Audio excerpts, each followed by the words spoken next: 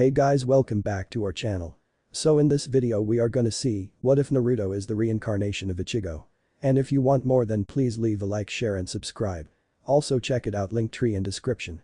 Let's get in the video. White. All one Ichigo Kurosaki could see was white. He looked in all directions and discovers he's not in a room, but an empty plane of existence, where there's no left or right, no up or down, or no ground or no sky. He just floats there thinking about how he got here. He last remembered facing off ageist Sasuke's in one-on-one in his new form. He surprisingly dominating the ex-Taicho of Squad 5. In the end he merges with his Zanpakuto Zangetsu to unleash the final Jutsuga Tensho at the cost of his abilities, but what he didn't count on was if he didn't go back to his body, which was too far away, his soul would grow unstable and collapse among itself. Before he disappeared into nothing he said goodbye to all his friends and fellow Shinigami. After all his affairs are over and done with, his spiritual body broke apart into Reishi and scattered into the wind, all with a smile on his face, knowing his friends and loved ones are safe. And now he finds himself here, wherever here is. So this is what awaits a Shinigami after death. Man, this sucks, he thought. With no other reason to be conscious he closes his eyes to rest. Well, I got nothing better to do. But before he closes his eyes to the welcoming darkness he hears a booming voice. Even if you defeated a threat to reality and saved it, doesn't mean it stays safe. But worry not, for when it's in jeopardy you will awaken once again. An untold amount of time has passed since then. In fact, so much time has passed that the modern world is replaced by a new age that looks a lot like feudal Japan, but they have appliances like stoves, microwaves, TVs, etc. And the only footwear they have are either sandals, both wooden and leather, or boots. Not only that, but the people discovered a way to use their natural energy, which they call chakra, to fell techniques called jutsus, which can range up to walking up vertical surfaces or through water, casting illusions, making duplicates of oneself, and even controlling the elements themselves. The ones who master this energy call themselves shinobi or ninjas appropriately. But enough of the history lesson, let's get on track here.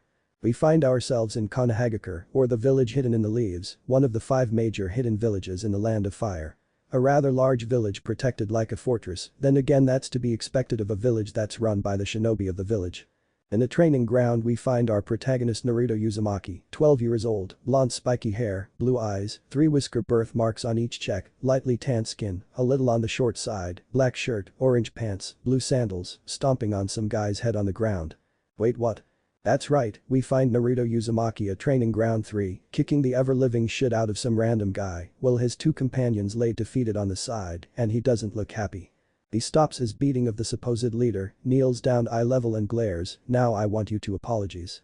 F4 WWWH what, we were just practicing our taijutsu, guy number 1 says in a smug but scared tone, with his lackeys nodding fiercely in agreement. See that? He points to the memorial stone where a knocked over glass vase is. Guy number 1 looks and scoffs, "It's just a plant, what's the big deal anyway?" Wrong thing to say. Naruto calmly gets up, then slammed his foot so hard on the offender that it went into the earth ever deeper. Just a plant. Just a plant. If it's just a plant then why is it by the memorial stone?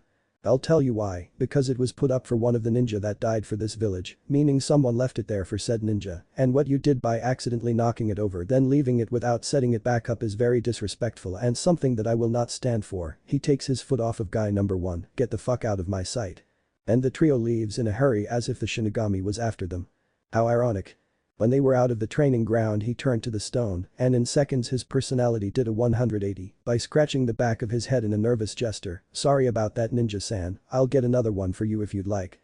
Out of the bush came out a man dressed as a ninja of Konoha, blue long-sleeved shirt, blue pants wrapped with bandages at the ankles, green flak jacket, blue sandals and the oh-so-important headband with a metal plate with the Konoha symbol engraved on it, but what was strange was the chain attached to his chest. "It's quite alright, Naruto.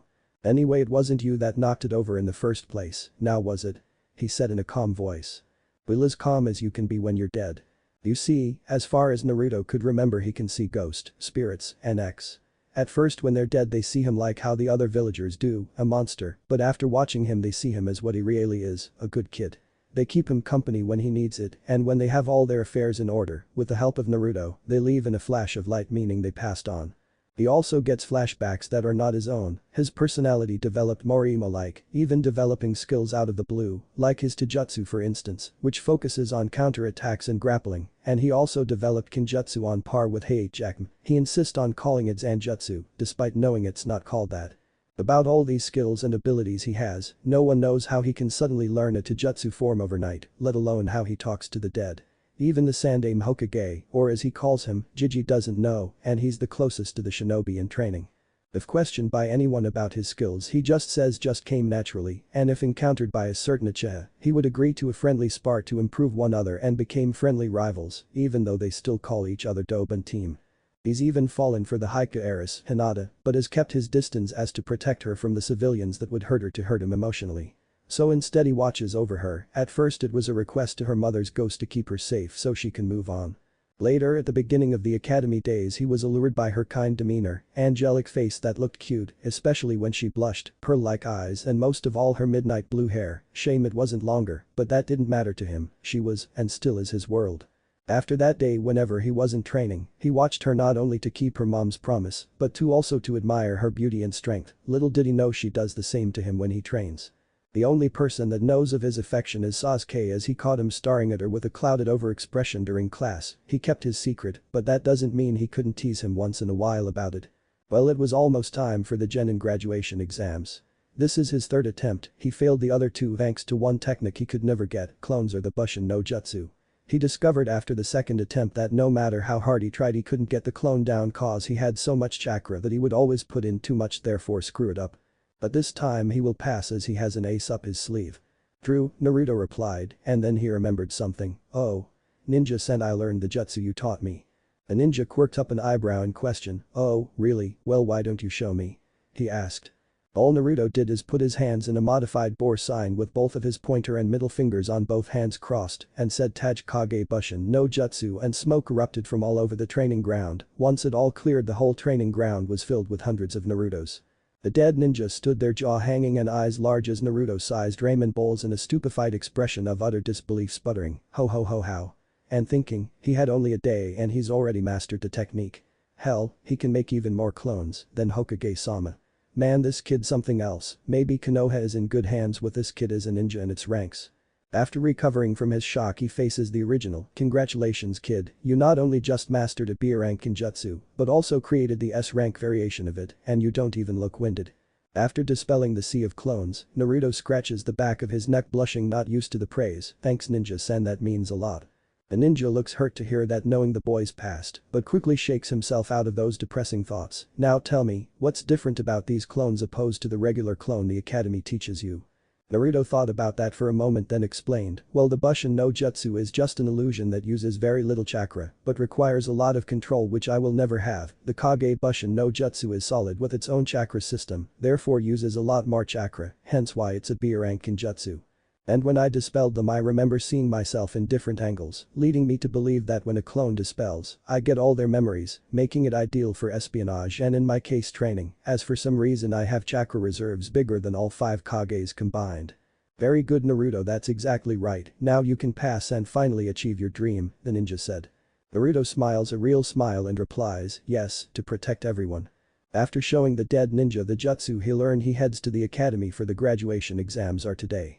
When he got to the classroom he immediately got to his seat in the back right next to his best friend Sasuke, blue short sleeve shirt, white shorts, standard ninja sandals, permanent scowl on his face, and black hairstyle modeled after a duck's ass. Yo team, Naruto greeted.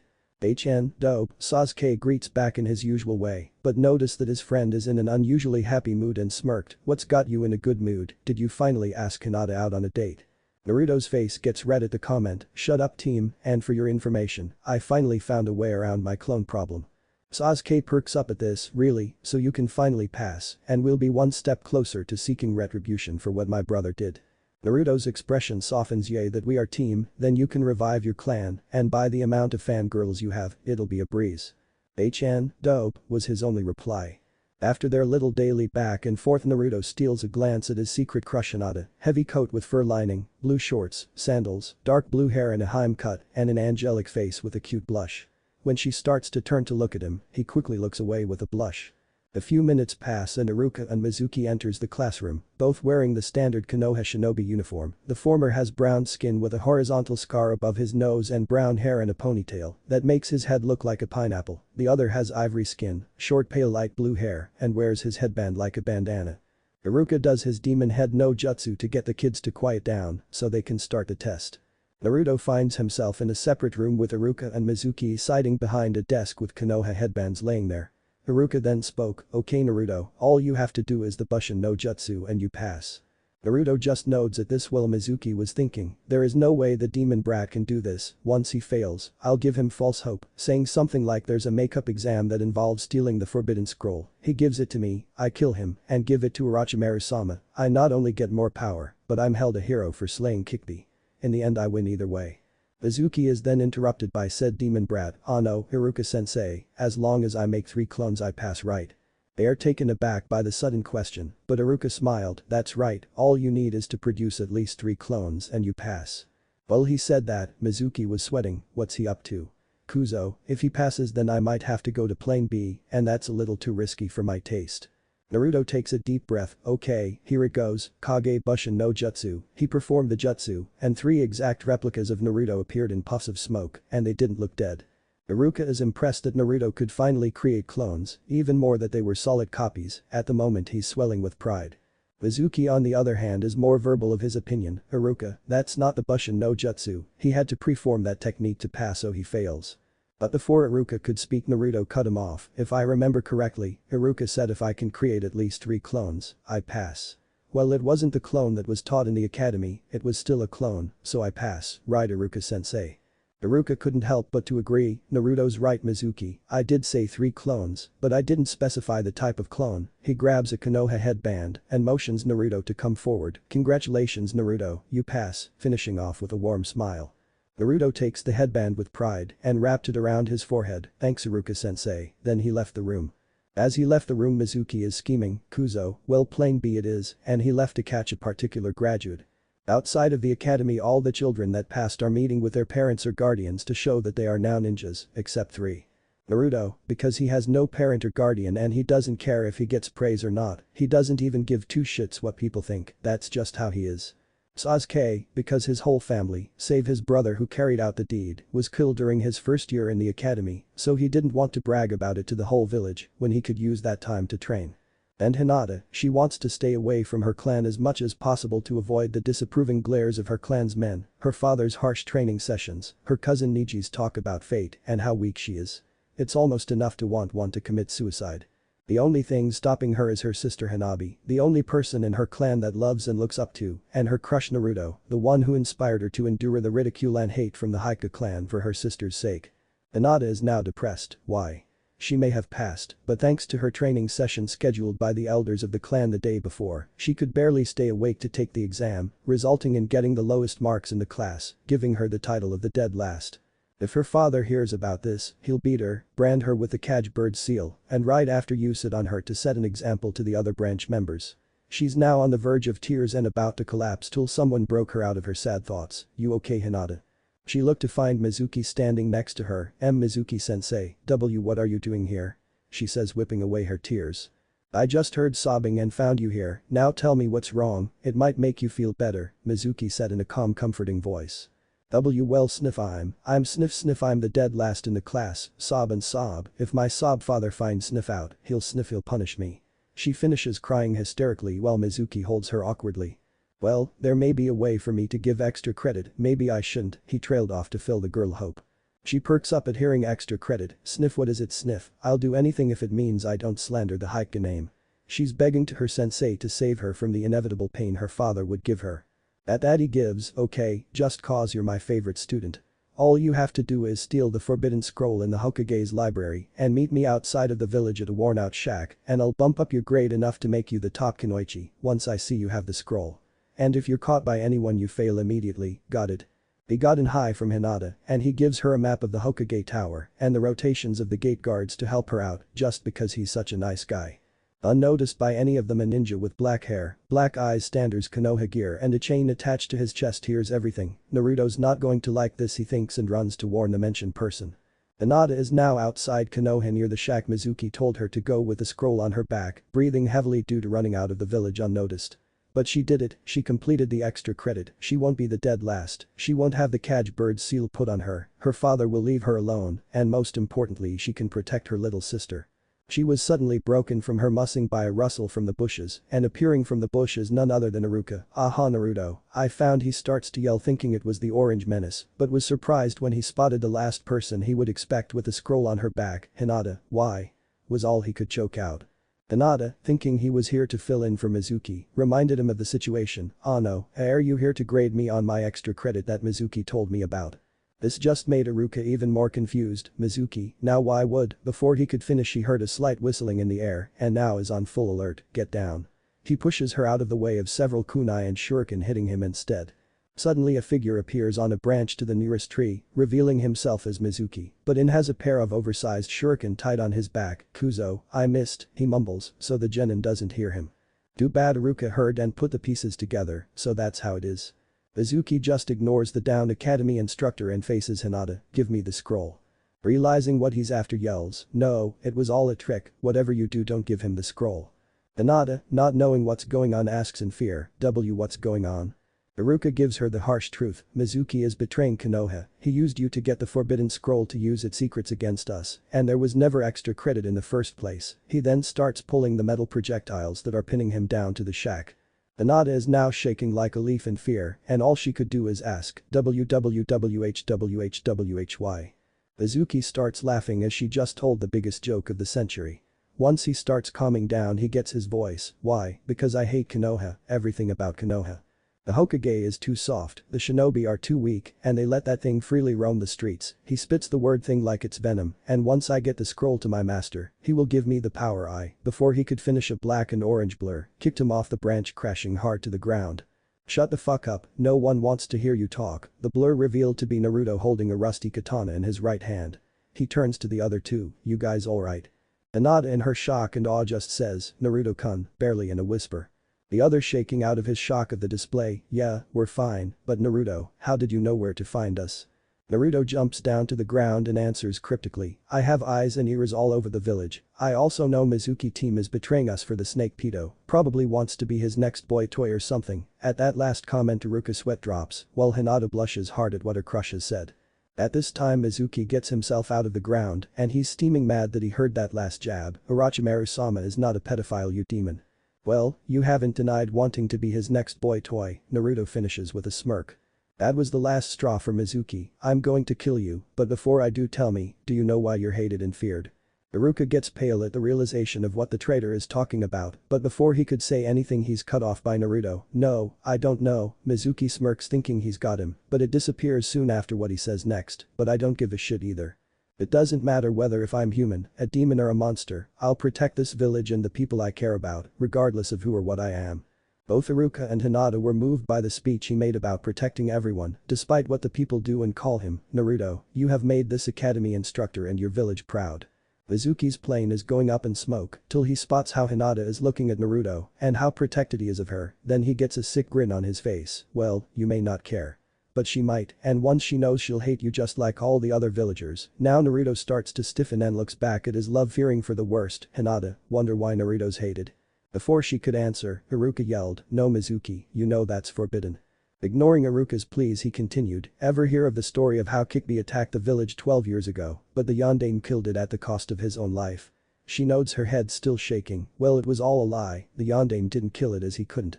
Instead he chose a baby that was born and sealed it in the newborn, then after that was done a law was made to forbid anyone to talk about it, even mention who the baby was." Now who was that baby, you ask? It's none other than the very boy you love. You are in love with Kikbi. Naruto is now shaken up by the revelation, but he's not worried about the fact he holds the most powerful Bijik in the shinobi world, but the fact that the girl he has feelings for might hate him. "Please, I couldn't handle it if you hate me." What happened next completely surprised everyone. "Even if he's Kikbi, I still love him as he wasn't the Kikbi 12 years ago, you sad delusional man."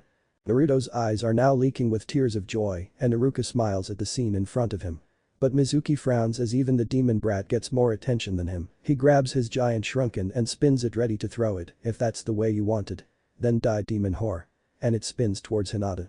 But before it could get to her, Naruto moves in front of her and deflects it with his rusty katana, destroying it in the process. But that's what Mizuki wants, as he heard a sickening thud following by pain. He looks at the area he feels pain and finds a kunai sticking almost all the way in Naruto's chest. He falls to his knees on the verge of death and he hears a feminine cry, "Naruto-kun." But what happens next will be remembered forever by the ones witnessing. Naruto suddenly releases an explosion of heavy blue energy as a white substance that's coming out of his eyes, nose and mouth is covering his face. Then out of the ground bandages wrap around him making him look like a mummy, and finally chains follow reinforcing the bandages on him, then the energy stops leaking, as if the new bindings are preventing them from spilling to the outside. Iruka is now scared of what is happening to his former student. Is this chakra? No, it's too heavy and dense to be that. Could it be the Kikbi has broken free? No, then it would be red and would feel evil. This feels more hollow than anything. Mizuki is now shitting his pants. Kikbi is going to kill us all. Hinata was also scared, but for a different reason. Naruto-kun, please don't die. Naruto's mindscape. Naruto awakens and finds himself at what looks like a futuristic city with buildings made of steel and glass reaching the sky. The really weird part is that gravity is pushing on the side of the building he was on, but for some reason he feels a bit nostalgic being here. Okay, now where am I? He asked himself, not expecting an answer. But to his surprise he got one. You're in your subconscious, Ichigo, or is it Naruto now? Naruto jumps in surprise and turns to the voice to find a tall, lean-built, and middle-aged man. He has pale skin with a long face and pronounced cheekbones, unkempt facial hair, and long ragged black hair. He dresses in a tattered white undershirt with high collars, black pants, grey boots, narrow sunglasses, and a long flowing black overcoat with a red hue that flares out into ragged ends. He calms down a little due to the scare. Sorry, wasn't expecting an answer, but who are you, old man? I feel like I know you from somewhere, and why did you just call me Ichigo? The old man, as Naruto refers to him, chuckles. I would hope you would still remember me. Anyway, it's about time you awaken the part of you that's been dormant inside the deep reaches of your soul. Naruto is now confused. What are you talking about, old man? Then he pales in fear. Are you Kikbi? The man now laughs even harder and shakes his head negatively. No, Naruto, I'm not, and I have been with you ever since your last life. Naruto repeats those last two words as if asking a question. Yes, Naruto, everyone gets reincarnated at one point or another, but we were brought back for a purpose. What purpose? He asks curiously. The man puts a hand on Naruto's shoulder to protect the world from a future enemy that threatens the very existence of both the living and the dead. It was threatened before a few hundred years ago, but the last Shinigami, or as you know him as the Rikidm Sennin, sealed up Hueco Mundo, Hell and the Soul Society, so no more hollows would come to the human world to jeopardize its safety ever again. And he also put a powerful sealing spell so pluses or spirits can move on without the help of a Shinigami. The only hollow left was so powerful it had to be sealed in the Sennin himself. Before he died, he separated it into 9 lesser hollows, or as you call them, Bijk. But we saved reality thousands of years before that. As he continued on his explanation, Naruto starts getting a splitting headache along with flashbacks of another life, about pluses, hollows, Shinigami and their Zanpakuto spirits, all of his friends that helped him in need, the 2 women that he fell in love with, and all of the adventures in the Soul Society and Hueco Mundo. When it was over he got a good look at the old man and said, Hey old man, can you tell me your name? I want to see if I can still hear it. The old man smiled, getting the message. Of course, it's real world. The energy Naruto's producing is now seeping out of the bandages encasing the area in a bright blue light, but before they were blinded, they heard a muffled cry, Zanjetsu, and everyone lost their sight for 5 seconds. When the light died down, a figure looking like Naruto wearing a black kimono over white undergarments tied by a white sash at the waist, white tabi socks and straw sandals, a red rosary-like strap across his chest holding a sword that looks like an oversized elegant cleaver that has no tsuba and no proper hilt. It is about as tall as the owner. It has a cloth wrapping on the tang is also wrapped around the blade in an impromptu sheath. And he wears a bony mask that looks like some skull, of what is anybody's guess. It looks as it stares right into your soul and sucks it in. While everyone was silent till Hinata broke the uncomfortable silence, and Naruto-kun. As to respond, he takes out his sword, the cloth unwrapping itself and shrinking to a manageable size to reveal a black blade with a silver edge, then slams the butt cap of the blade on his mask, shattering it, revealing Naruto's whisker-marked face, getting a sigh out of Iruka and Hinata. You guys alright? The 2 nod their heads yes. Once he got the confirmation he turned to the horrified Mizuki. Then I'll finish this quickly. Mizuki is now too scared to come up with any comeback. He's going to kill me, oh my kami, he's going to kill me. Naruto brings his blade up while it gathered that same energy as before. I couldn't give a damn what you called me or what you do to me, and I could forgive you if you betrayed the village. But I'll never forgive you for using and almost killing the one girl I love. At that declaration Hinata was in tears because she was happy the boy she admires loves her back. Jitsuga Tenshin. Then he swung his blade in a downward arc, releasing the energy that is heading for Mizuki. All he thought before it hit his was, fuck me, then the area he laid is engulfed in the destructive blue energy, incinerating everything in its path. When it was over, all that was left was a clear path, no trees, no bushes, not even grass was spared. All Iruka could think is, holy shit, did that just happen? He's going to need a lot to drink before this night's over. Naruto put the blade back on his back, having the white cloth covering it, as if he willed it to, walks over to Hinata and gives her the most passionate kiss he could muster. At first she was shocked, but got into it as well as all her troubles with her clan melt away. 5 minutes passed and they separated, much to their dismay held each other like their life depended on it. The first one to break the comfortable silence is Hinata. Please, let me stay with you, take me and my sister away from my father and my clan, if I come back, then sniff they'll kill me, and my sister will be alone.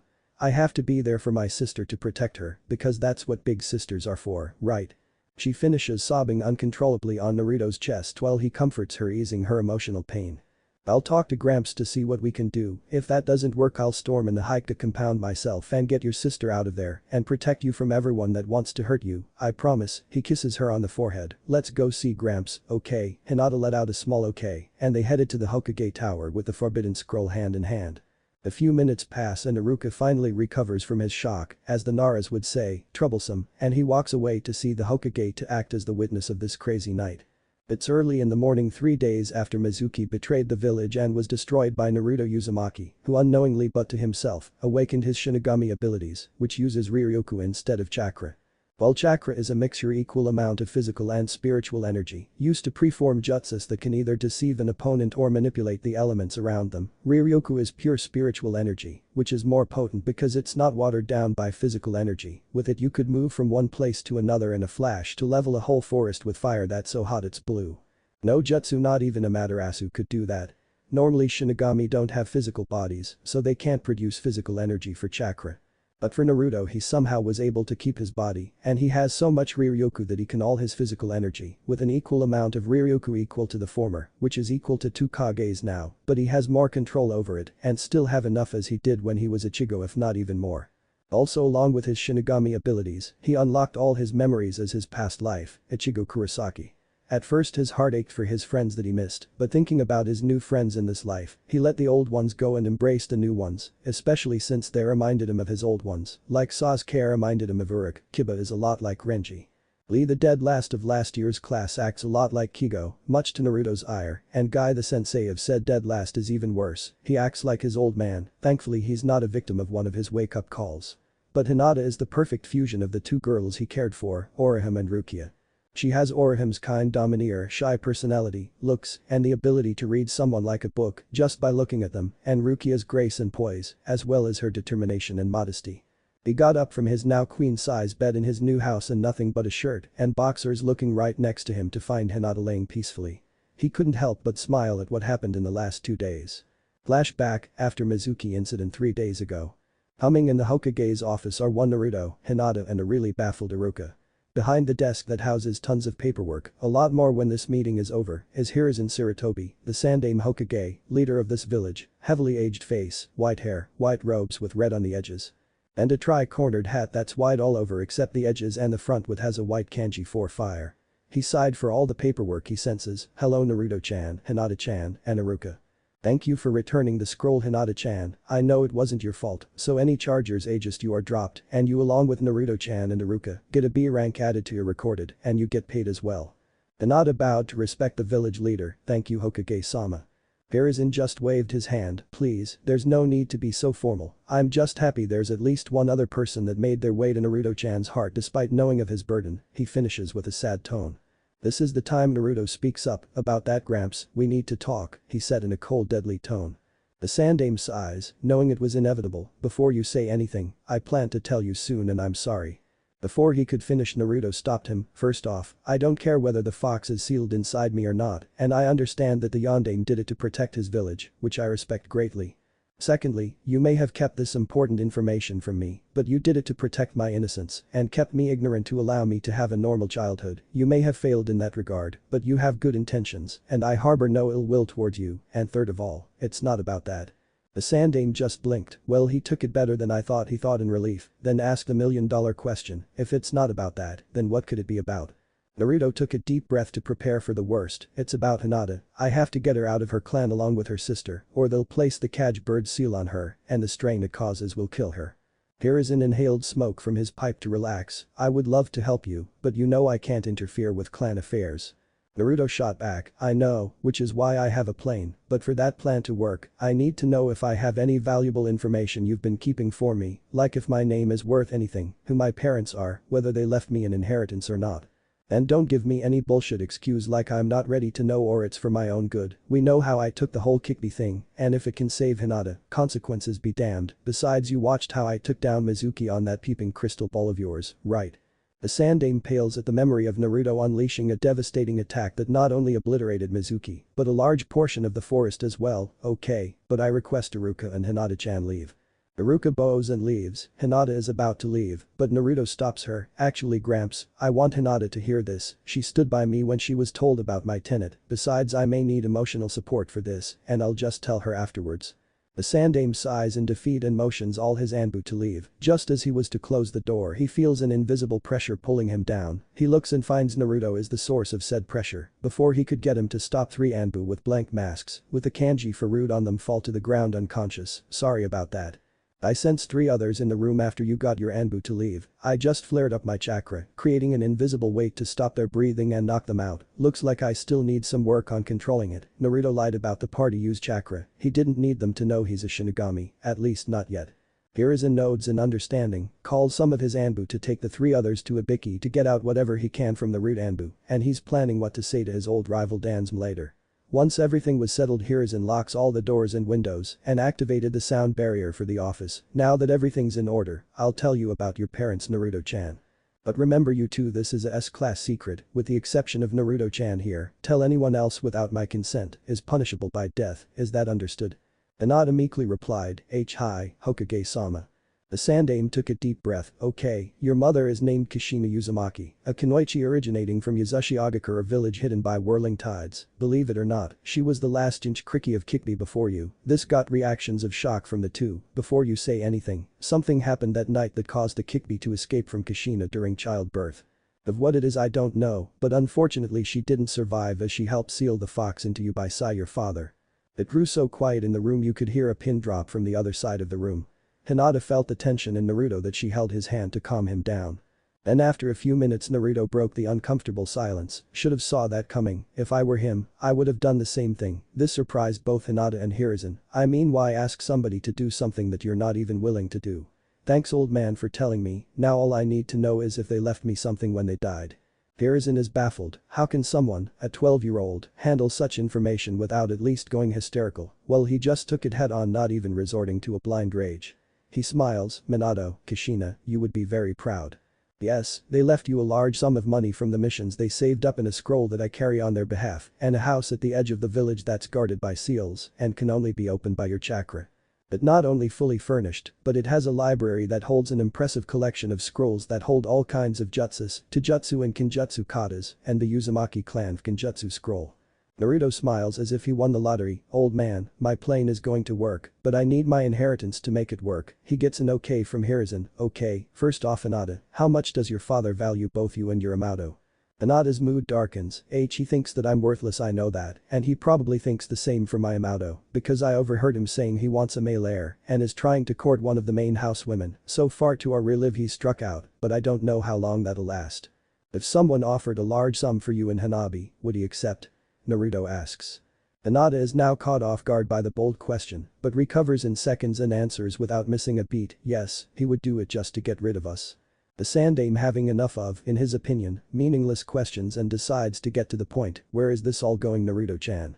I need you to inform Hiashi team that the Namikaze clan head that he has an offer that he can't refuse. He turns to Hinata, for now go home, and before you say anything I'll have a few Kage Bushins hinged into bugs, so if something happens I'll be right over to stop it. She nods, and he turns to the Sandaime. If Hiashi takes the bait he'll invite the clan head to the Haika compound to discuss business, then during the meeting the clan head, who will be myself, in a special henge to buy you two as servants to the Namikaze clan, and I'll do my best to get you unsealed, that way no one gets hurt and it's done with the least amount of damage.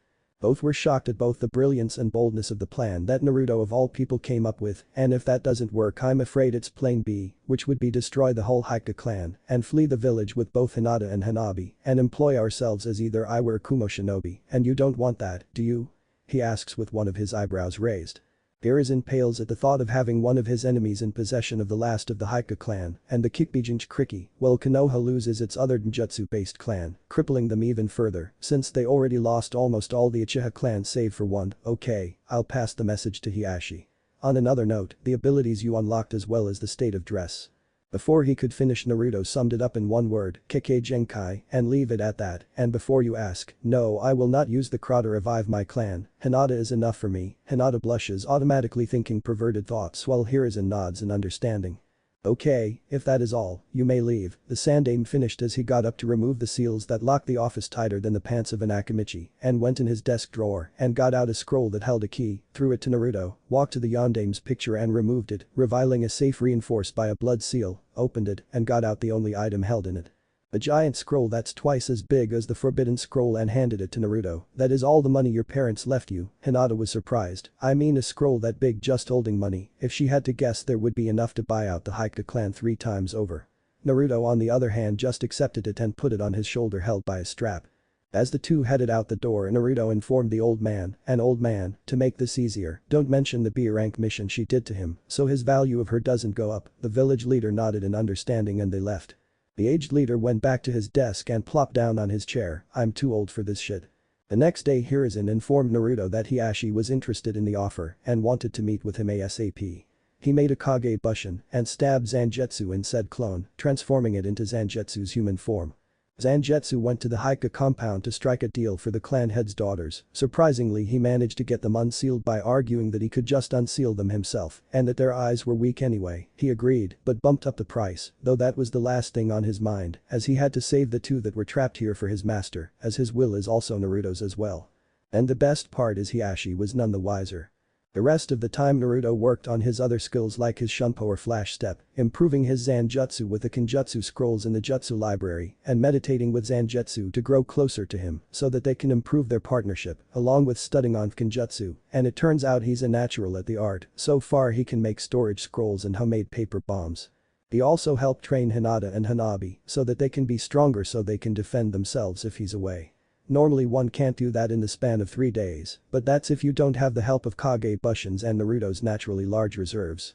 Then flashback. As he was thinking about the events that led to this day, he didn't notice Hinata get up from her slumber till she let out a cute yawn. Morning, Naruto-kun.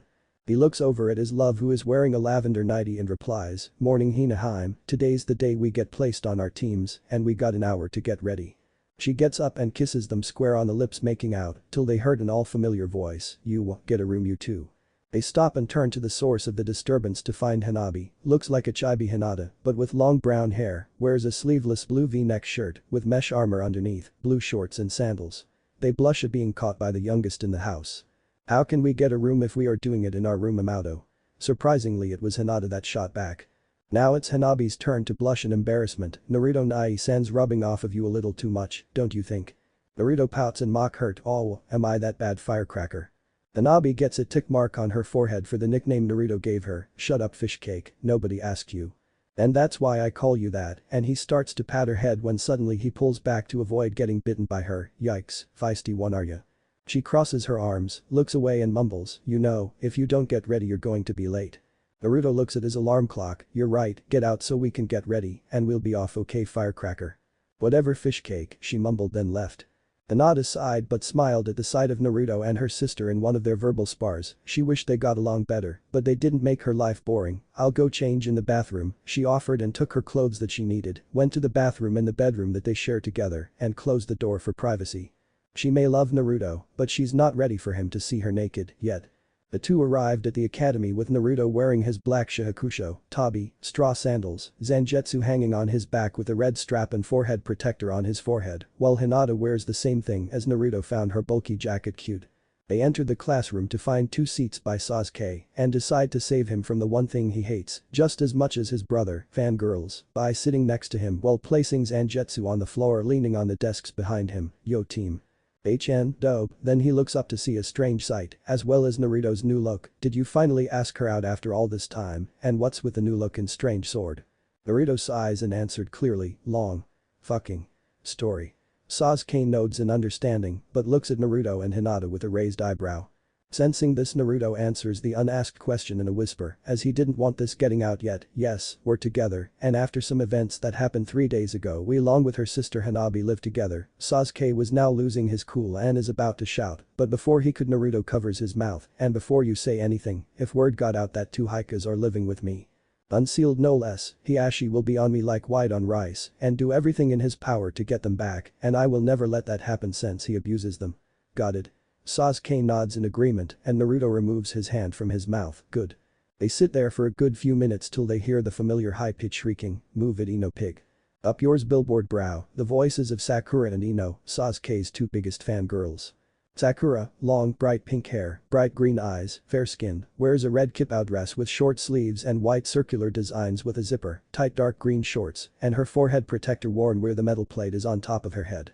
Ino, long blonde hair and a ponytail that reaches to her waist with bangs covering the right side of her face, turquoise eyes, fair skin, wears small hoop earrings, a short purple vest-like blouse with a raised collar, a skirt that was cut off on the sides and bandage on her stomach and legs, purple and white elbow warmers, and her forehead protector around her waist as a belt. They are forehead to forehead glaring at each other so much that Naruto swore he saw electricity come out each other's eyes collide with one another, creating a current. I want to sit next to Sasuke-kun. No, I want to sit with Sasuke-kun. They kept this up for 5 minutes till Naruto had enough. He added a little of his Reiatsu or spiritual pressure to install fear to shut those banshees up, shut up and sit the fuck down. They did so, looked at Naruto in fear and scurried to their seats. Luckily no one else was affected by the fluctuation of Reiatsu, but the rest of the class was stunned that somehow someone shut those 2 up before Iruka got there. Then Shikamaru, lazy expression, black hair and a pineapple ponytail, wears a green-lined mesh t-shirt under a short-sleeved gray jacket with green edges, adorned on both the sleeves and the back with a circle with a line through it, his blue forehead protector worn around his left arm, brown pants, and blue sandals, stands up and claps for Naruto, for finally shutting up the Sasuke fangirls. This in turn is followed by all the male students joining, and soon followed by chants of Naruto over and over to show their appreciation, only to have the glare of all the female students, save Hinata, on the cheering males shutting them up. This is the scene Iruka walks into. Alright, quiet, he trailed off, looking at the class, and it was dead silent. Alright, what did I miss? You know what, I don't want to know. He shakes himself of his thoughts and starts his speech about being genin, and how proud he is that everyone graduated from the academy. Naruto tuned it out and took Hinata's hand, feeling her being nervous, probably about the teams. He sneaks a glance at Sasuke, and he mouths a thank you to him, being grateful that Naruto scared off the most persistent fangirls in the whole village. He suddenly paid attention when he heard his name being called. Team 7 will be Naruto Uzumaki, Hinata Namikaze. They smiled at each other getting on the same team, and everyone was not surprised as it became known that the Haikyuu clan head sold both his daughters to the Namikaze clan as servants to the clan, and Sasuke Uchiha. The fangirls sighed in disappointment not being on the same team as the last Uchiha and glaring daggers at Hinata till Naruto let loose some of his Reiatsu. They stopped looking away nervously. Old Sasuke let out a breath he didn't know he had, thankful he didn't have to deal with any fangirls on his team, as the only female member on said team is already in a relationship with his other teammate and best friend. Your sensei will be Kakashi Hatake. Naruto smirked, so, I'll be getting dad's only surviving student, bet the old man has something to do with this. At least I have enough info on him to pass his bell test. Iruka continues, teammate will consist of Shino Abiram, a fair-skinned ninja and the tallest member of his graduating class. He has dark bushy brown hair and dark narrow eyes usually covered by dark sunglasses and a sea green jacket with a high upturned collar. Hiba Inuzuka, a ethereal-looking boy with messy brown hair, sharp black eyes with vertical slit-like pupils, pronounced canine teeth, distinct red fang markings on his cheeks, wears a dark grayish pants reaching to his calves, and a gray, hooded fur-lined coat, with the hood usually placed on his head, over an apparent plate of armor and fishnet undershirt. A blue forehead protector and blue sandals with a small white puppy that resembles a Great Pyrenees with a brown nose, and brown patches on his ears and around his mouth that is on his head named Akamaru. And Sakura Haruno. Your sensei is Kuranaiki. There was a screech of what? A whack. Reveling Kiba slammed his head on his desk, cursing his luck and an obnoxious laughter from Ino enjoying her rival's misfortune. Team 9 is still in circulation. Team 10 Shikamaru Nara, Choji Akimichi, a plump boy with spiky, brown hair, swirl marks on his cheeks, wears brown shorts, a long white scarf, a short-sleeved green jacket over a white shirt, with his clan's obligatory kanji for food on it, small, hoop earrings, and his legs and forearms were wrapped in bandages. His forehead protector is also worn like bandana around his head with tufts of his hair sticking out, and Ino Yamanaka. Your sensei will be Asuma Saratobi. Now a chorus of Nuo. From Ino, a take that Ino pig. Sh Narm. From a pleased Sakura and a tisk troublesome women, from an irritated Shikamaru. Okay, your assigned sensei will be here in around an hour, so enjoy lunch with your future teammates to get to know them better, as they'll stick to you till death. Well, I'm going to miss you all, good luck and again congratulations on making it to your first step to being shinobi of this village. Everyone cheered as their academy instructor left the class. After everyone had lunch with their teams, they waited for their senseis. 10 minutes passed and a man with brown eyes, short, black spiky hair and beard, wearing the standard Konoha uniform with his sleeves rolled up halfway up with a pair of black bangles and bandages wrapped around the arms of his sleeves. The white sash with a black circle with the kanji for fire in black written in said circle wrapped around his waist and his forehead protector around his forehead took Team 10. And a woman with long, black shoulder-length untamed hair and very unique eyes that are red in color, with an additional ring in them. She wears makeup consisting of red lipstick and purple eyeshadow. She wears a red mesh armor blouse with only the right sleeve visible. Over it is very broad material which resembles bandages with a pattern on it, similar to those of rose thorns. Her hands and upper thighs are also wrapped in bandages, and her forehead protector took Team 8. It's been a half an hour and everyone left for their senseis, all but Team 7. Naruto got out a deck of cards and decided to break the ice. Well, we may be here for a while, so who's up for a game of strip poker? Sasuke face faulted and Hinata blushed red as a tomato, but despite that they agreed. 2 hours passed and Naruto is only wearing his Hakama pants. Hinata is in her undershirt over mesh armor and purple panties with tissue paper stuffed up her nostrils to prevent a massive nosebleed, and Sasuke is in nothing but his blue boxers that have cats all over them. They show their hands only for Sasuke to yell out in frustration. He is about to remove his only article of clothing till a man at the door got their attention. He has seemingly natural gray hair that spiked up seemingly defying gravity. He wears the standard Konoha shinobi attire, along with a pair of Anbu gloves with metal plates on the back of his hand, a mask that covers most of his face, and his forehead protector slanted to cover his left eye. He sports a lazy look and stares at the 3 fresh genin. My first expression of you guy is, he pauses for dramatic effect, this'll be fun. Meet me on the roof once you get changed of course, he finishes in a happy tone. But just as he turns to leave he looks at Sasuke, oh, and Sasuke, nice boxers, he gives Sasuke his famous eye smile and leaves a red Uchiha and a laughing Uzumaki. Once the 3 got dressed they headed to the roof to meet their sensei, Kakashi. The genin sat on a bench, Hinata on the left, Sasuke on the right, and Naruto sandwiched in the middle. When everyone is settled Kakashi started them off. Well, to start us off, why don't you tell me about yourselves? Not sure what they want their sensei to know, Hinata asked. Oh no, why don't you tell us about yourself? I mean that way we know what to say from your example. Kakashi accepted the reasoning from the ex-Hika and started off, well, I'm Kakashi Haddock. I have no desire to tell you my likes and dislikes, my dreams for the future. As for my hobbies, I have lots of hobbies. He trailed off giving as little information as possible. Hinata and Sasuke face faulted, all we learned was his name were the thoughts of the 2 of them. Naruto on the other hand decided to mess with him, seriously that's it Inu, to be honest, I never thought of you as a closet perv. The 2 other genin didn't know what he meant, but Kakashi's visible eye widened. How does he know of my code name while I was in Anbu? Then he narrowed his eye, and why did he call me a closet perv?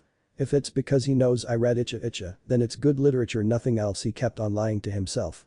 Since you are so eager, why don't you go first, blonde? He said pointing at Naruto. Naruto clears his throat, okay, my name's Naruto Uzumaki. I like a lot of things and dislike just as much. I like to go places and do stuff.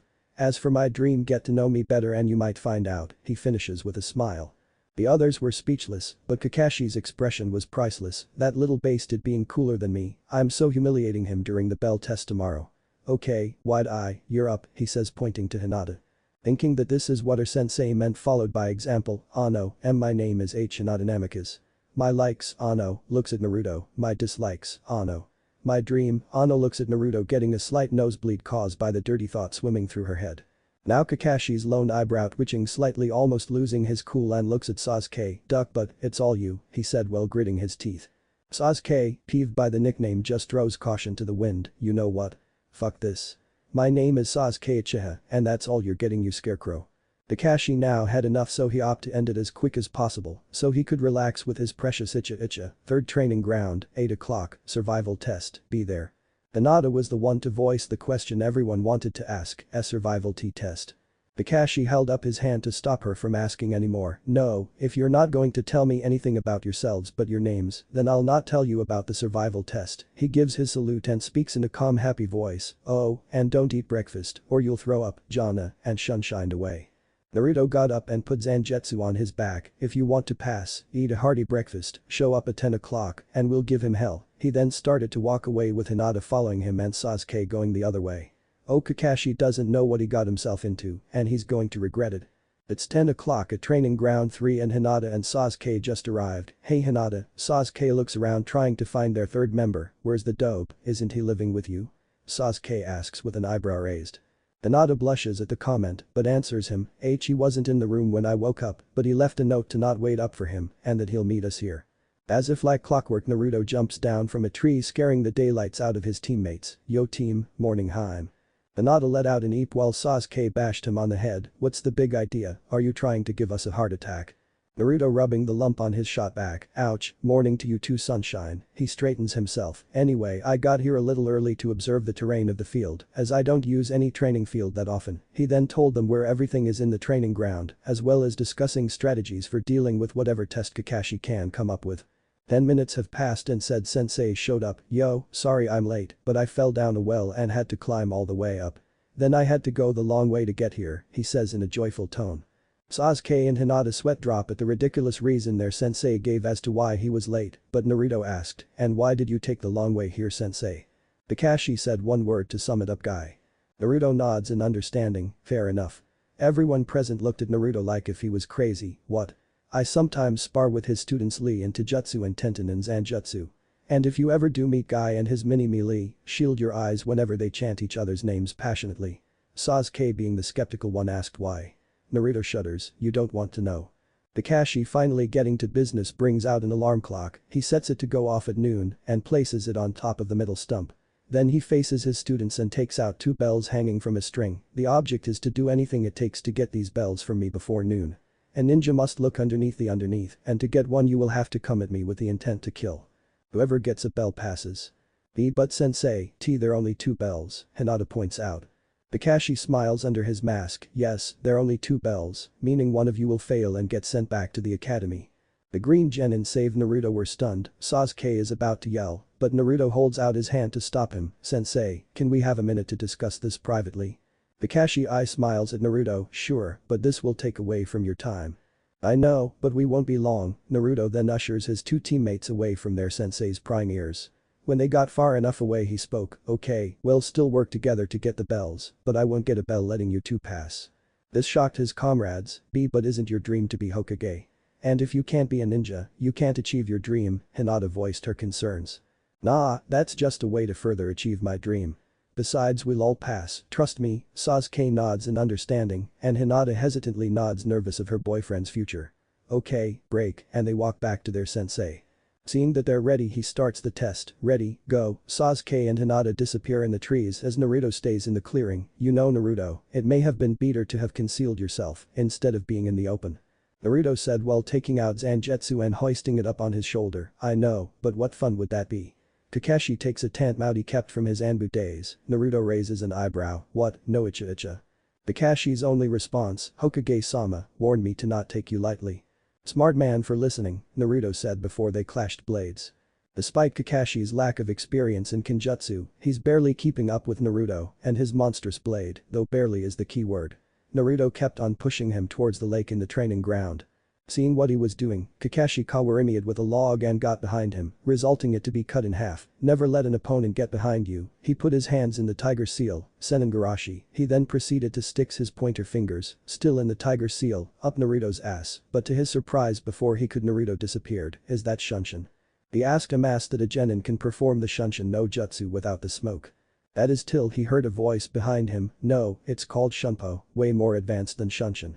And what was that about not letting an opponent get behind you? He turns his head only to meet a fist to his face, knocking him closer to the body of water, but he straightens himself to land on his feet on the water, but that's where he wants him, Sasuke, Hinata now. Kakashi hears a cry of Kaiten. Kankakik no jutsu and Suiton. Mizurapa to his left a giant fireball is coming his way and to his right, a high-pressure spray of water is closing towards him. He did the only thing he could do, he jumped out of the way of the two attacks, but when they collided, they blanketed the field in hot steam hampering his vision. Next thing he knows is that he can't feel his limbs and is down on the ground.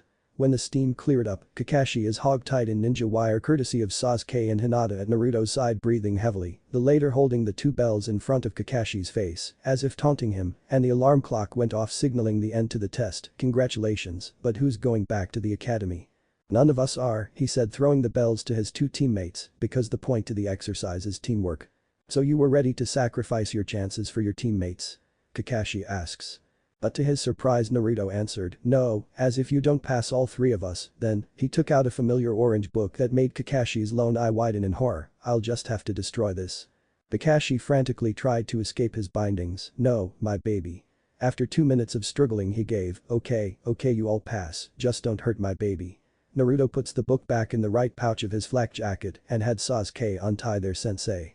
When said sensei is now standing he addresses to his team, congratulations, meet me here tomorrow at 7 o'clock to start training and missions. You mean 9 o'clock, right? Naruto asked in a bored tone. Kakashi sighed, no Naruto, 7 o'clock. Then Naruto said in a cheery voice, good, because if you're late, I have the right to find you and drag you ass over here myself, and if you think I won't find you. You're in for a rude awakening. Kakashi didn't pay it no mind and shunted it to the Hokage to hand him his report about his team's success. 1 month later. The month progressed unevenly. On their first team meeting Naruto followed with his promise and found Kakashi standing by a bookstore. The Junin was kicking and screaming on the way, but flare up a little of his Ryatsu shut him up. After Naruto dragged Kakashi over every morning, the latter would train them by warming up with 200 one-armed push-ups, sit-ups, squats, and 20 laps around the training ground, all with 120 pounds worth of weights on.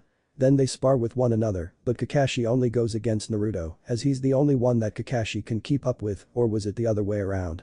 Then they do 2 rank missions or what Naruto likes to call chores that civilians are too lazy to do. The only one remotely exciting is capturing Tora, the fire demon wife, Madame Shijimi's cat, at least with that one they come out of it with injuries. Then they are relieved for the rest of the day to do whatever, most of the time it's to train at home, but twice a week Naruto and Hinata go out for a date, usually it's a picnic in the forest or going to the Ichiraku's, not usually the place to take a date, but Hinata doesn't mind at all. A few days after the bell test, Naruto told Sasuke the long story that involved the Hika sisters living with him, not sparing any details. Sasuke was speechless that his friend not only holds the strongest Bijk in the world, but that the Yondaime was his father. After calming down from his shock he accepted Naruto as who he is and is even invited to his clan estate whenever he wishes to either spar or just hang out, mostly the former. Kakashi visited one day and informed Naruto that he had suspicions about his heritage. He confirmed it by the Sandaime when he was told of who he got on his team. So Kakashi came over to tell Team 7 and Hanabi stories of Naruto's parents and the adventures they went on. Naruto and Hinata's favorite is the time Kushina got captured by Kumo. Minato traced them by following the strands of her red hair she pulled to make a trail, and when they got near the border, he incapacitated her captors and complimented her on her hair, changing her opinion of it. This in turn inspired Hinata to grow out her hair to be as beautiful as Kushina's because Naruto thought it pretty himself. Other times Naruto would help Kakashi on his Kenjutsu, as that was one of the areas he's lacking along with his stamina, which Naruto had his sensei join in on their warm-ups with extra weights. At first Kakashi was against this, but in the end accepted it, but it was either that or Naruto forces him to join in on Guy when he warms up with his protege. In return, since they know both the tree climbing and water walking exercise at a young age, Kakashi taught his students about nature manipulation. First they had to find out their chakra nature type by channeling their chakra into chakra paper. Hinata's got wet, meaning she's a water type. Sasuke was expecting it to burn because he's a part of the Uchiha clan and they are naturals when it comes to Kaiten jutsus, but to his surprise, it wrinkled making him a lightning type. And Naruto was the biggest surprise, it split in half, making him a wind type, a very rare type to have in the land of fire, but it didn't stop there.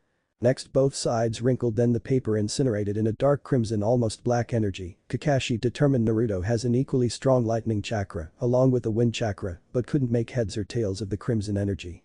Naruto knew it was his Ryatsu reacting to the paper but kept quiet about it. So far only Naruto finished mastering wind manipulation thanks to his Kage Bushins and is working on lightning with Sasuke, while Hinata is making progress with water manipulation. She's even incorporated it into her Jikan, taking advantage of her natural flexibility. The only problem is that she has to work on it privately as she needs to shed all her clothing to practice it, but it's worth it as with her new form of taijutsu, she gives even Kakashi making him put up his erotic novel to defend himself from her assault and that she tried to take it not to destroy it but to read it herself as she's taken interest in Ichigo. This in turn had Kakashi providing Hinata with old volumes of the series to get her caught up. At first she would read it privately, but over time as her confidence went up, thanks to her boyfriend, she went to confronted him about her new hobby. At first she felt scared thinking that he would leave her because she was a pervert, but he says he still loves her no matter what, pervert or not, then almost killed a certain Iro-sensei with his new version of the Senengarashi. Instead of his fingers in the tiger seal he stabs Zangetsu in his ass hard while adding a little Riatsu to send him flying all the way across the village, landing him in the female side of the shinobi hot spring, getting the tar beaten out of him, all for corrupting his sweet innocent Haim. Now she reads it anytime she can in the open like Kakashi, reading it only blushing and giggling perversely on occasions. Whenever everyone was busy, Naruto would perfect his home. He would run around the village 20 times using Shunpo while putting an exact amount of Ryoku on the soles of his feet to make a platform to let him walk in midair, being careful that no one watches. The less he has to explain, the better. Now Team 7 is returning from their mission from capturing Tora, again. All the males in the team, including their sensei, have scratches all over their faces, while Hinata doesn't have a scratch on her and is holding the cat, and said cat is enjoying every minute of it. They enter the Hokage's office, and Kakashi stands in attention in front of the village leader, mission. Capturing Tora, complete. After he finished saying that a big jolly woman with makeup and jewelry bursts out through the door and cries while snatching Tora in a bone-crushing hug, much to the cat's ire, my baby, don't worry mommy's here, yes she is, yes she is. The boys were watching with a sick sense of satisfaction, while Hinata couldn't help but pity the cat. The woman got an envelope out of her pocket and gave it to the Hokage and left with a struggling Tora in her arms. When she's out of the room, the Sandaime looked over the mission scrolls, okay what will it be today? We have cleaning the Inyazuka's kennel, weeding the Yamanaka gardens, clean the Akimichi toilets. Before he could finish Naruto had enough, no more chores old man. We are more than ready for a C-rank mission, I mean for fuck's sakes I can beat Kakashi in a spar without Zangetsu. He gestures to his unique blade on his back. The Hokage gives Kakashi a questioning glance and then he answers the Sandaime's unasked question, as much as I hate to say it, my student is right. Besides we completed more of our required amount of D ranks to earn a C rank and judging by the looks of his fellow teammates, they agree, Sasuke smirks and lets out an HN while Hinata goes for a high.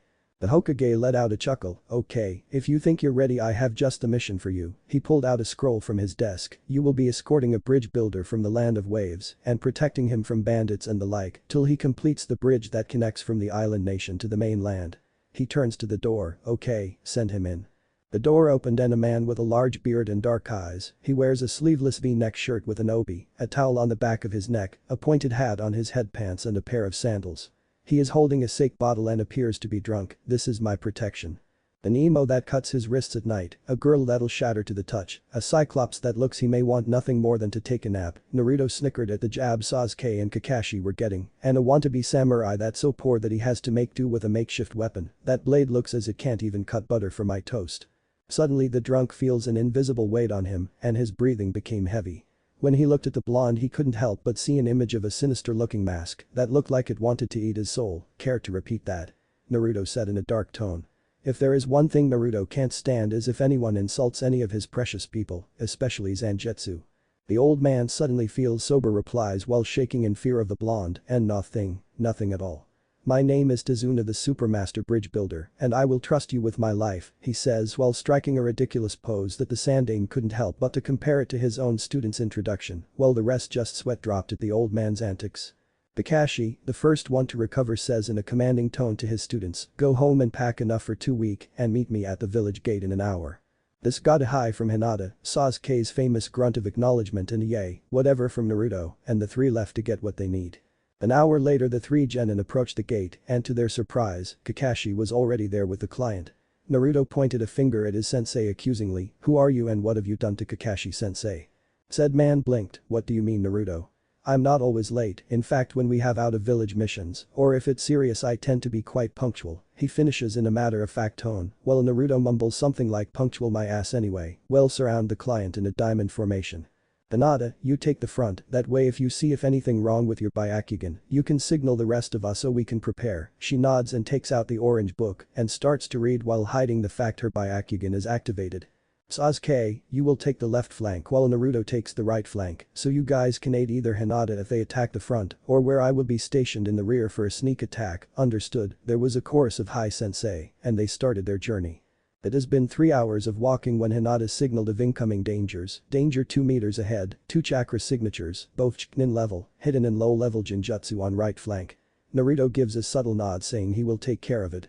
When they made it 2 meters ahead the 4 ninja couldn't help but sweat dropped, a puddle of water in the middle of the summer when it hasn't rained in 2 weeks, they must be joking were the collected thoughts of Team 7. They passed said puddle when 2 figures came out of the water. One had shoulder-length wild dark brown hair and dark eyes. He wears a rebreathe that covers the lower half of his face and a large clawed gauntlet on his right arm, a camouflage suit with bandages around his waist, dark-colored, knee-length sandals and a ragged black cape, and a Kurigakure forehead protector with a signal horn on it. The other is just like the other one, but has his gauntlet on his left arm with a chain attached to the other's gauntlet. Instead of the cape he has several pouches around his waist, and his forehead protector has 2 instead of 1 horn. As they were about to wrap their chain around Kakashi, they felt the air grow heavy and collapsed like a sack of potatoes, breathing heavily. "What the hell," one of them said, "is this?" finished by the other one before they became unconscious. Sasuke got his ninja wire out and tied the 2 to a tree so they couldn't escape, as well as confiscated their equipment so they couldn't escape. When he was done Kakashi motioned his students to leave him with the prisoners to find out why they were targeted, and they complied. As Kakashi was interrogating the ninja the 3 couldn't help but notice their client sweating nervously. "Oi, old man, why do you look so nervous?" Naruto asks Tazuna. The bridge builder gets a tick mark on his head. "I'm not that old." Naruto asks in a bored tone, "Do you have grandchildren?" Tazuna answers in a proud voice, "Yes, I have a grandson that will turn 9 at the end of December." "Then you're old," Naruto answered back dryly. This caused Hinata to giggle, Sasuke to smirk and Tazuna to feel glum about his age. At this time Kakashi came back from the interrogation and he doesn't look happy. "Tazuna, we need to talk." Said bridge builder pales of the realization that he is caught. Those ninja are Gumzu and Maizu, otherwise known the Demon Brothers. They are classified as Chunin level missing nin formally from Mist, and they were after you. Care to explain? Tazuna finally broke down from the pressure and caved. "Okay, I lied about ninja being after me, but I have a good reason. Wave used to be a happy, healthy country. But that changed a year ago when Gat moved in. To the public he owns a shipping company, but it's just a front for his illegal activities, drugs, extortion, human trafficking, you name it. He now owns all the shipping ports and is bleeding the country dry, taking it all while barely leaving us the scraps. We barely had enough for a C rank, so I had to lie for the sake of the people under Gat's thumb. The only hope is the bridge I'm building. I'm the only hope for our poor country. If I die the country dies." He gets on his hands and knees. "I beg of you, don't leave me, because if you do Gat will surely kill me, leaving my widow of a daughter and my grieving grandson alone." The boy already lost his father to Gat, he can't afford to lose anyone else, by now he's bawling his eyes out. Kakashi looks at his students. "Well, I would say we go back on account this mission would be too much for a normal genin team to take. But seeing the progress you guys have made and add to the fact you're not your average genin squad, I'll ask all of you if you think you're ready to continue this mission, but keep in mind that this mission just went up from a C to a B, possibly A rank." Naruto, without missing a beat, gave his answer. "I say we continue. If there is something I can't stand, is tyrants who think of themselves higher than everyone else and hurt anyone just for profit." He thought about Sasuke and how he turned the Sarate upside down just to achieve his selfish ambitions by sacrificing hundreds of fellow Shinigami and framed Kisuke while turning Shinji and his allies into vizards. Hinata, hating to hear anyone suffer, couldn't help but to agree. We have to help them, no one has to suffer like that." Sasuke smirks, "Naruto's right. Also it's a good chance to test ourselves against enemy shinobi, besides we have an ex-Anbu captain to bail us out if we bite off more than we can chew." Kakashi sighed at the eagerness of his 3 students and turned to the begging old man. "Okay, we'll continue the mission, but you will pay us for the right rank of the mission, but I'll tell the Hokage of your situation and knowing him will set you up with a payment plan with little interest." He finishes with a happy tone and his single eye smile. Tazuna is now crying tears of joy. "Thank you all so much, you have no idea how much this means for Wave." He then got up, whipped the excess tears, and the party of 5 continued on their way unknowing of the dangers they will face. It's been 2 hours since Team 7 dealt with the Demon Brothers and are now on a small boat heading towards the small island country of Wave. As they pass the watery border of Fire and Wave country in silence, they couldn't help but set their eyes on the incomplete bridge. "Wow, is that the bridge you're building, Tazuna-san?" Hinata wondered in amazement, while Sasuke was mildly impressed, judging from the way his eyes never left the bridge. Naruto on the other hand was slightly impressed given the limited technology this time has. Izuna beamed with pride, "Yep, she's the hopes and dreams of our country, my super bridge," he finishes with a pose that resulted in sweat drops from the team of ninja. "Shush, we need to be quiet or Gat will surely catch us," the man handling the boat said in a hushed tone. The rest of the journey is sent in silence. When they reached land they got off, and Tizuna thanked the man who helped them cross. As they are heading towards Tizuna's house, Hinata spots something with her Byakugan and launches a kunai at a bush, startling everyone. Once they look into the bush they find that the kunai barely missed a terrified Snow White hair. Once she realizes what she has done, in a flash she is cradling the bunny, apologizing for almost killing it. While Hinata is making sure the hair is okay, Kakashi is eyeing the animal. Strange, its fur is white, even though it's the middle of summer, meaning it is raised indoors, only meaning one thing. Kawarimi. He then heard a whistling noise closing in on them. This didn't go unnoticed by Naruto as well. Then it clicked as both of them say, "Get down, now." Kakashi tackles Tizuna and Sasuke as Naruto gets Hinata and the bunny. Seconds later a giant blade found itself embedded in the tree behind them, low enough that if they didn't go down, they would lose their heads. Seconds later a tall and noticeably muscular man with pale skin, short spiky black hair, brown eyes, and small eyebrows. Wearing bandages like a mask over the bottom half of his face. Under his mask, he had a relatively narrow jawline and jagged teeth. He wears his forehead protector sideways on his head, shirtless, with his chest only covered by a belt that may hold the giant sword he landed on, baggy pants with a striped pattern typical of Kurigakure, and mimetic wrist warmers extending up to his elbows, with matching leg warmers. Closer examination of the blade shows the blade itself has two cutouts, a circle close to the top and a semicircular one nearer the handle, which aptly fit the sword's purpose of decapitation, and an extremely long handle, identifying it as Kubikurumjim, one of the swords of the 7 ninja swordsmen of the mist. The team of 4+ client got up from the ground and Kakashi identified the man, well, if it isn't Zabuza Mamachi, otherwise known as Demon of the Hidden Mist. "What's a missing nin like you doing in a place like this?" he asks as if talking about the weather. Zabuza, still on Kubikurumjim's handle, said, "If it isn't copy ninja Kakashi, the one who copied over 1000 jutsus. I could ask you the same thing." Then he spots the blade on Naruto's back and his eyes widen slightly. "Could it be?" Then his eyes narrow. "No, it has to be an imitation. There's no way that old legend is true. Just escorting this bridge builder for the monthly rent, nothing more," Kakashi answers, breaking Zabuza from his thoughts. Zabuza chuckles and smirks under his bandages in a dark manner, scaring two of the genin as the other one couldn't help but compare Zabuza to someone, "Kind of reminds me of Kenpachi a little." Zabuza answers in a dark tone, "Funny you should say that." He jumps off while griping his blade and lands in front of the party. "I was hired to slay said bridge builder, and seeing as you're in my way, well," he makes a strange hand seal blanketing the field in a heavy mist, "I'll have to kill you too." Kakashi, suddenly on alert, warns his team and lifts his forehead protector up from his left eye, revealing a Sharingan eye with a scar going through his eye vertically. "Guys, go protect the client. This is Zabuza we're dealing with, an A-rank missing nin formerly from Mist and master of the silent killing technique. You won't know you're dead till it's too late." The 3 genin surround the bridge builder, while Hinata activates her Byakugan to see through the heavy mist. But to everyone's surprise, especially Naruto's, feels an invisible weight on their shoulders as well as fear. While the others think it's killing intent, Naruto knows what it is by looking at the dark purple aura seeping out of the swordsman taking shape of a terrifying demon. "How?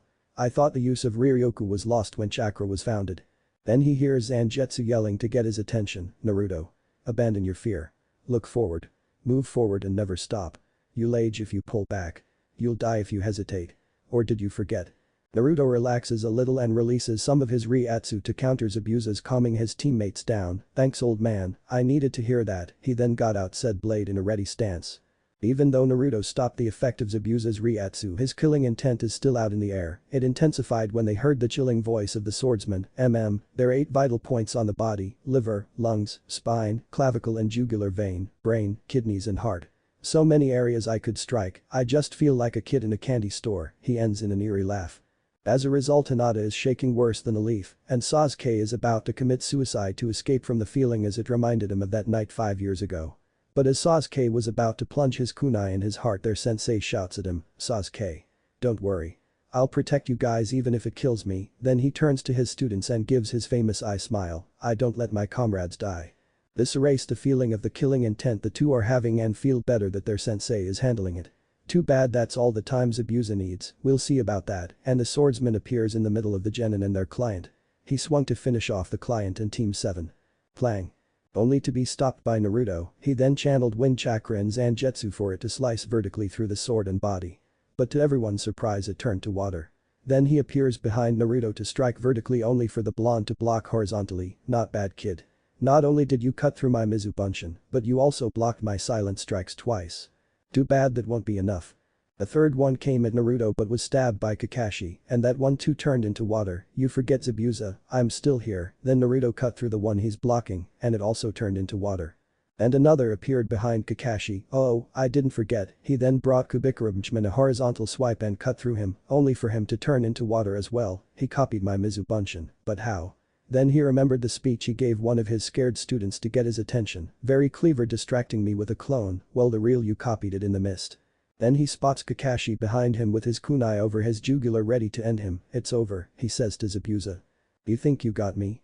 Then Kakashi hears him talking from behind as the one in front reverts back to water. But I'm not that easy, and he swings his blade in a horizontal strike, only for Kakashi to duck under it. But Zabuza uses the momentum by planting Kubikurumchim in the ground to send the Jinnin flying into the water by a heavy mule kick. Kakashi, now in the water, tries to get up but notices something abnormal about it. What? This water is heavy. Before he could finish, Zabuza comes in close and holds out his hand spread in front, palms out. Fool, Surum no Jutsu. He proceeds to trap Kakashi in a dome of water. You may have been trying to escape to the water, but that was a big mistake. Haha, I now have you in my inescapable special prison. It makes things tougher if you can move, you know. Now, while he keeps his ride on the dome of water he has Kakashi trapped in, he puts his left hand in a one-handed tiger seal. Kakashi, we can finish things later. First I'll take care of them. Mizubunshin no Jutsu, and creates a single clone. Now Kakashi is panicking, thinking they should have went back as this is way too much for them. Damn, he's stronger than I expected. Wearing forehead protectors and acting like real ninjas, the water clone taunts the three genin. But you know what? A real ninja is someone who survived numerous brushes with death. Basically, once you're good enough to be listed in my handbook, then you can start calling yourself a ninja. You guys. Before the clone could finish, Naruto appeared behind the clone. Yo, no brows, I thought that ninjas are supposed to shut up and get the job done. Not monologue like a cliché villain from a Saturday morning cartoon all day. Then it split in two, falling to the ground in a puddle of harmless water. Zabuza is now steaming. No, not about the fact he can kill one of his clones with ease, or the fact he did it in mere seconds. But the fact this genin called him on the fact of his eyebrows. No one makes fun of his eyebrows and gets away with it. I'll kill you, brat. Then he made 10 Mizubunshins to attack the blonde at once.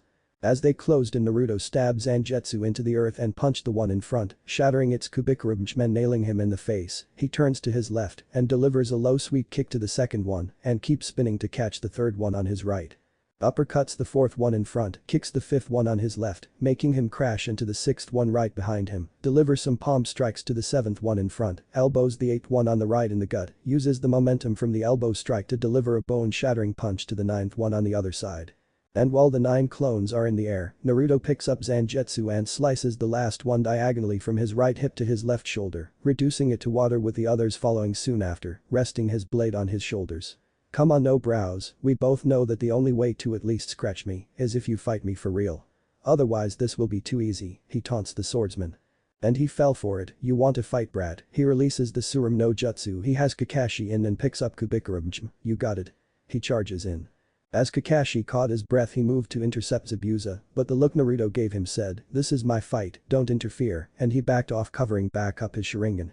When Zabuza closed in on Naruto he swiped high to cut off his head, only for it to be blocked by Naruto, and he struck back, and that was blocked. While Zabuza is charging like a raging bull, Naruto keeps a level head, finding a lot of openings in his opponent's mad strikes and taking them, cutting him badly. But that didn't mean he escaped without a scratch, as he is clearly stronger than him, overpowering him at times. After about 10 minutes of that they separated to catch their breath, and to Zabuza's surprise, Naruto's cuts are healing nearly instantly. To the spectators they were amazed at the skill Naruto is showing with a blade as big as the Kubikurumchim. Tazuna is gawking at how a kid nearly 5 years older than his grandson is keeping up with someone twice the boy's age. His team on the other hand is just as surprised. Sure, he's shown to have potential in Kenjutsu, but this is ridiculous, being able to go toe-to-toe against one of the 7 ninja swordsmen of the mist and come out on top. Now Kakashi is wondering who is the teacher and who are the students of Team 7. Naruto looks at his opponent and asks, "Ready for round 2?" Zabuza grins as this kid keeps on getting interesting every minute he's known him, but realizes he doesn't know his name. And the kid earned enough of his respect to want to know the name of his victim. "Kid, what's you and your blade's name? You've earned enough of my respect to have me remember your name, so I can carve it on your tombstone." Naruto gestures to the black and silver blade in his hand. The name is Naruto Uzumaki, and this is Zangetsu. Upon hearing the name of Naruto's sword, the swordsman's eyes notably widens. I can't believe it, the legends are true. Then he releases himself from his shock. Well then Naruto, let's finish this, and they continued their dances of death. While they are going at it, Kakashi finally took notice of the grin both swordsmen are wearing. Is Naruto actually enjoying this? Sasuke is trying to keep up with the two. At first he couldn't follow the speed as they only looked like blurs on the water's surface, but over time the battle slows down little by little. They are still fast to him, but he can at least follow their movements now. Next he notices he can see that everyone has a type of invisible energy around them. Hinata's is lavender that goes about half a foot away from her, Kakashi's is a white going as far as 2 feet, Tazuna's is a very dim gray barely surrounding his body, but it is both Zabuza and Naruto's that scares him. Zabuza's is a demonic dark purple that spreads 5 feet away and feels heavy by just looking at it. Naruto's at first glance is a very light blue that covers 10 feet around easily, but if you look inside the huge dome, there's a small area that is dark crimson, almost black in the center that feels even darker than Zabuza's. When Hinata looked at Sasuke she gasped, pulling his attention from the fight to her. Sasuke-san, your eyes. He went over to the lake and stared at his reflection and couldn't help but smile. Instead of his onyx orbs he has red eyes with black pupils, and in the iris are black totems, 1 on the left eye and 2 on the right eye. I finally acquired my Sharingan just by observing Zabuza fight the dope, I'll have to thank him later. Back to the sword fight, Naruto and Zabuza are now locking blades. You're pretty good kid, being able to clash blades with me. I'm now curious, who taught you how to handle that blade? Zabuza said in wonder. Naruto gritted his teeth trying to beat Zabuza in strength. To be honest, no one, nobody didn't want to teach me anything, so I taught myself. This surprised a swordsman. This kid is doing very well against him, and he taught himself when no one would ever teach him. Damn, that's impressive. If you weren't about to die by my blade I'd beg for you to be my apprentice. I'm flattered and would take the offer, but you're not only a danger to the client, you're a danger to my team who are also my friends, Naruto said without any hint of sarcasm, meaning he meant what he said. Well, as much fun as this is, I'm ending it now. Zabuza uses all his strength to throw Naruto back to get some space and made 44 set of hand seals lightning fast ending in a bird seal, Suiton. Shuriken no Jutsu, and a giant dragon made out of water came out of the lake and slammed into Naruto. Hinata is now worried about her love, but is confident he escaped the dangerous technique as are the others. When the water cleared up there is no sign of Naruto. Zabuza is now grinning thinking he got him, but that grin is wiped clean off when he heard someone behind him yell, Jutsuga Tenshin, and he turns around to see a blue vertical crescent-shaped attack heading his way. His eyes widen for a second, then gets away from the cutting attack. The attack cut through a small strip of the forest surrounding the lake and left a gash in the earth. Hinata is amazed to see that attack once again. Kakashi couldn't believe it, even after the Hokage told him about it. Sasuke has his mouth open in awe attracting flies. Tazuna is wondering if he had too much to drink, and Zabuza could say only one thing, damn. Zabuza as well as everyone else look in the direction to where the attack came from, and they find Naruto standing in midair with his blade down as he slashed vertically. Yep, Tazuna had too much to drink. They were now wondering if this is a dream now. I mean, how many people you know that they can walk in midair? Up vertical surfaces, no problem. On water, hard but doable. In midair, fucking possible. And yet Naruto has done the fucking possible, again. What's next? Is he going to make pigs fly? Wait, don't answer that or Taunton will be miserable. Zabuza was then broken from his disbelief from a shout from Naruto. Oi no brows, what do you say we finish this with our strongest technique? Zabuza grins with excitement. Well, let's do this, and he did a set of hand seals, while Naruto held Zangetsu high above his head, pointing at the sky, channeling all the Riryoku he can into his blade, making his Riatsu not only flare violently, but also form into a sinister mask that looks like a skull. When Zabuza finished on the bird seal it is time to strike. Suiton. Daibakufu no Jutsu. Itsuga Tenshin. A vortex of water shot towards Naruto, while a huge wave of blue Riryoku in the form of a crescent moon is heading to where Zabuza is. The two attacks collided fighting for dominance. Eventually Naruto's attack obliterated Zabuza's water vortex and crashed into Zabuza, creating a natural smokescreen. After the offending dirt cleared, Zabuza is shown leaning on a cracked tree with burns all over his body, almost knocked out. He got a good look at Naruto as he descended back to the ground and could help but see a phantom projection of a sickly purple figure in a white kimono with long and spiky white hair, a set of red horns sticking out of his hair and a tantem in his mouth. What are you? A Shinigami? He asked in fear.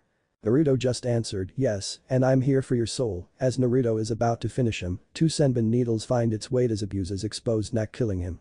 Out from above the trees a figure drops down near the body of Zabuza. He is no older than 15 with long black hair and a bun, and a body that makes you think he's a girl, wearing moss green, striped turtleneck sweater and a split skirt in matching color that reach down to his knees. On the outside of that, he wears a green-blue short kimono with white edges and around his waist, a green-brown obi in the same fabric as his sweater with a fringe trail, a white mask with a red wave on the lower half and the kiri symbol on the forehead and a sheathed katana strapped to his back being heeled by a green strap. He then bows to everyone and speaks in a very high masculine voice that sounds almost feminine, "Thank you very much. I have been searching for the opportunity to kill Zabuza for a long time." Kakashi gets a look at the one who killed Zabuza, that mask you're a Kiri hunter nin, he more states than questions. The hunter nin pauses for a few seconds, impressive. You're correct. Kakashi checks Zabuza's pulse and finds none, looks like he's dead. The hunter nin gets over to the body and picks it up, your battle is now over and now I must dispose of this body since it seems to hold many secrets. Farewell, and he shunshin it out of there with the body. There is a heavy silence till it is broken by Naruto with Zangetsu back on his back. Oi, are we supposed to get this old man to his home or what? They broke out of their stupor and walked the rest of the way to Tazuna's house in silence, all thinking the same thing, how strong is Naruto-kun the dope the brat. The whiles away in a clearing in the forest, the hunter nin sets down Zabuza's body and gets out his tools. He picks the one that looks like a pair of scissors, first I'll cut the mouth cloth, drain some blood and… Before he could get the pair of shears to cut, the body of Zabuza's hand shot out to stop the advance of the hunter nin. That's alright, I'll do it myself, Zabuza said clearly alive. The feminine male looks mildly surprised, oh, you've already come back to life. Damn Haku, you sure are rough, the revived swordsman said, while yanking the senbons out of his neck. Haku, worried for his partner cried out, oh. You shouldn't be so rough yourself, you'll really die pulling them out like that. How long are you going to wear that stupid mask? Zabuza interrupted as if nothing happened. It reminds me of the old days. Plus, it was useful for this act, he said removing his mask revealing a feminine face with brown eyes. If I hadn't saved you, you definitely would have been killed. If you were going to put me into a momentary death, you didn't have to use my neck. You could have aimed for a safer acupuncture point. You are annoying as always, Zabuza complained as getting punctured in the neck hurts like a bitch. Haku says while having a small blush on his face, I know. I just didn't want to scar your beautiful body, for the ladies of course. And the neck doesn't have much muscle, so it's easier to hit the acupuncture point there. You shouldn't be able to move much for about a week. But knowing you it'll be sooner. After a few minutes of silence Zabuza speaks in a concerned tone, Haku, that brat is just like you. I know, he has the same eyes as me, said Haku with his head down. That's not what I mean Haku, this surprises him, did you notice the blade he uses as well as the techniques he used? Haku thinks back to the battles Zabuza was in with Naruto, then he gasps, you don't mean. That's right, he's a Shinigami just like you, Zabuza finishes fixing his eyes on his subordinate. As the quintet made their way to Tazuna's home Naruto snuck to the back and went through his kimono, and to his horror, he found a mask that's like the one that appeared on his face when he awoken, but this one has 3 red horizontal streaks running through the upper right side, he found it on his body, blocking the vital spots that Zabuza struck, this isn't good. If he gets out then we're all doomed if I don't get stronger. He throws the mask away not wanting to show his team, and he asked his partner, old man, do you think I'm ready to relearn Bankai? Zangetsu chuckles at the question, well Naruto, the question is do you think you're ready? Naruto shakes his head at how Zangetsu never gives a straight answer, hi I do, just wanted your opinion. Things were silent for a while till Zangetsu spoke, did you notice anything about that hunter nin that took Zabuza? Naruto's in deep thought, yay, now that you mention it. When he killed Zabuza, his Reiatsu dropped but it didn't disappear completely. Then after around 30 minutes it flares right back, it wasn't at full strength, but he's still alive. Meaning that hunter nin didn't kill him, he saved him so he must be working for Zabuza. True there's that, but what did you notice from the ninja at a close glance Zangetsu said, giving his counterpart a hint. Naruto reviewed his memories of the hunter nin and started to remember he held a lot of Reiatsu, too much for a human. And when he looked at the sword on his back he saw that the handle was bronze wrapped in a light purple dyed leather with a bronze diamond pattern and the guard is like the a bronze colored 4-pointed star, his eyes widen, shit, he's a Shinigami too. And he holds Tmshurm's Heimermeru to boot. Now I know I'm going to need Bankai. Naruto was broken from his mental conversation by a concerned Hinata, Naruto-kun, are you okay? Yay, I'm fine. Just thinking is all, he finished with a fake smile to calm her worries. Too bad it didn't work as she saw it was fake, no you're not. Now tell me, what's on your mind? She said with a little more force. Naruto sighed in frustration, I think the hunter nin saved Zabuza, not kill him. This shocked Hinata, how? I mean Kakashi checked him himself and stated he was dead. I know, but when a person dies, their chakra disappears completely. Though minuscule, I sensed Zabuza still had chakra and as we are on the way to Tazuna's it grew, slowly but steadily. Personally I don't know how he did that, but the fact is that he's still alive with someone helping him and judging by his chakra is just as strong as or stronger than me, this shocked Hinata.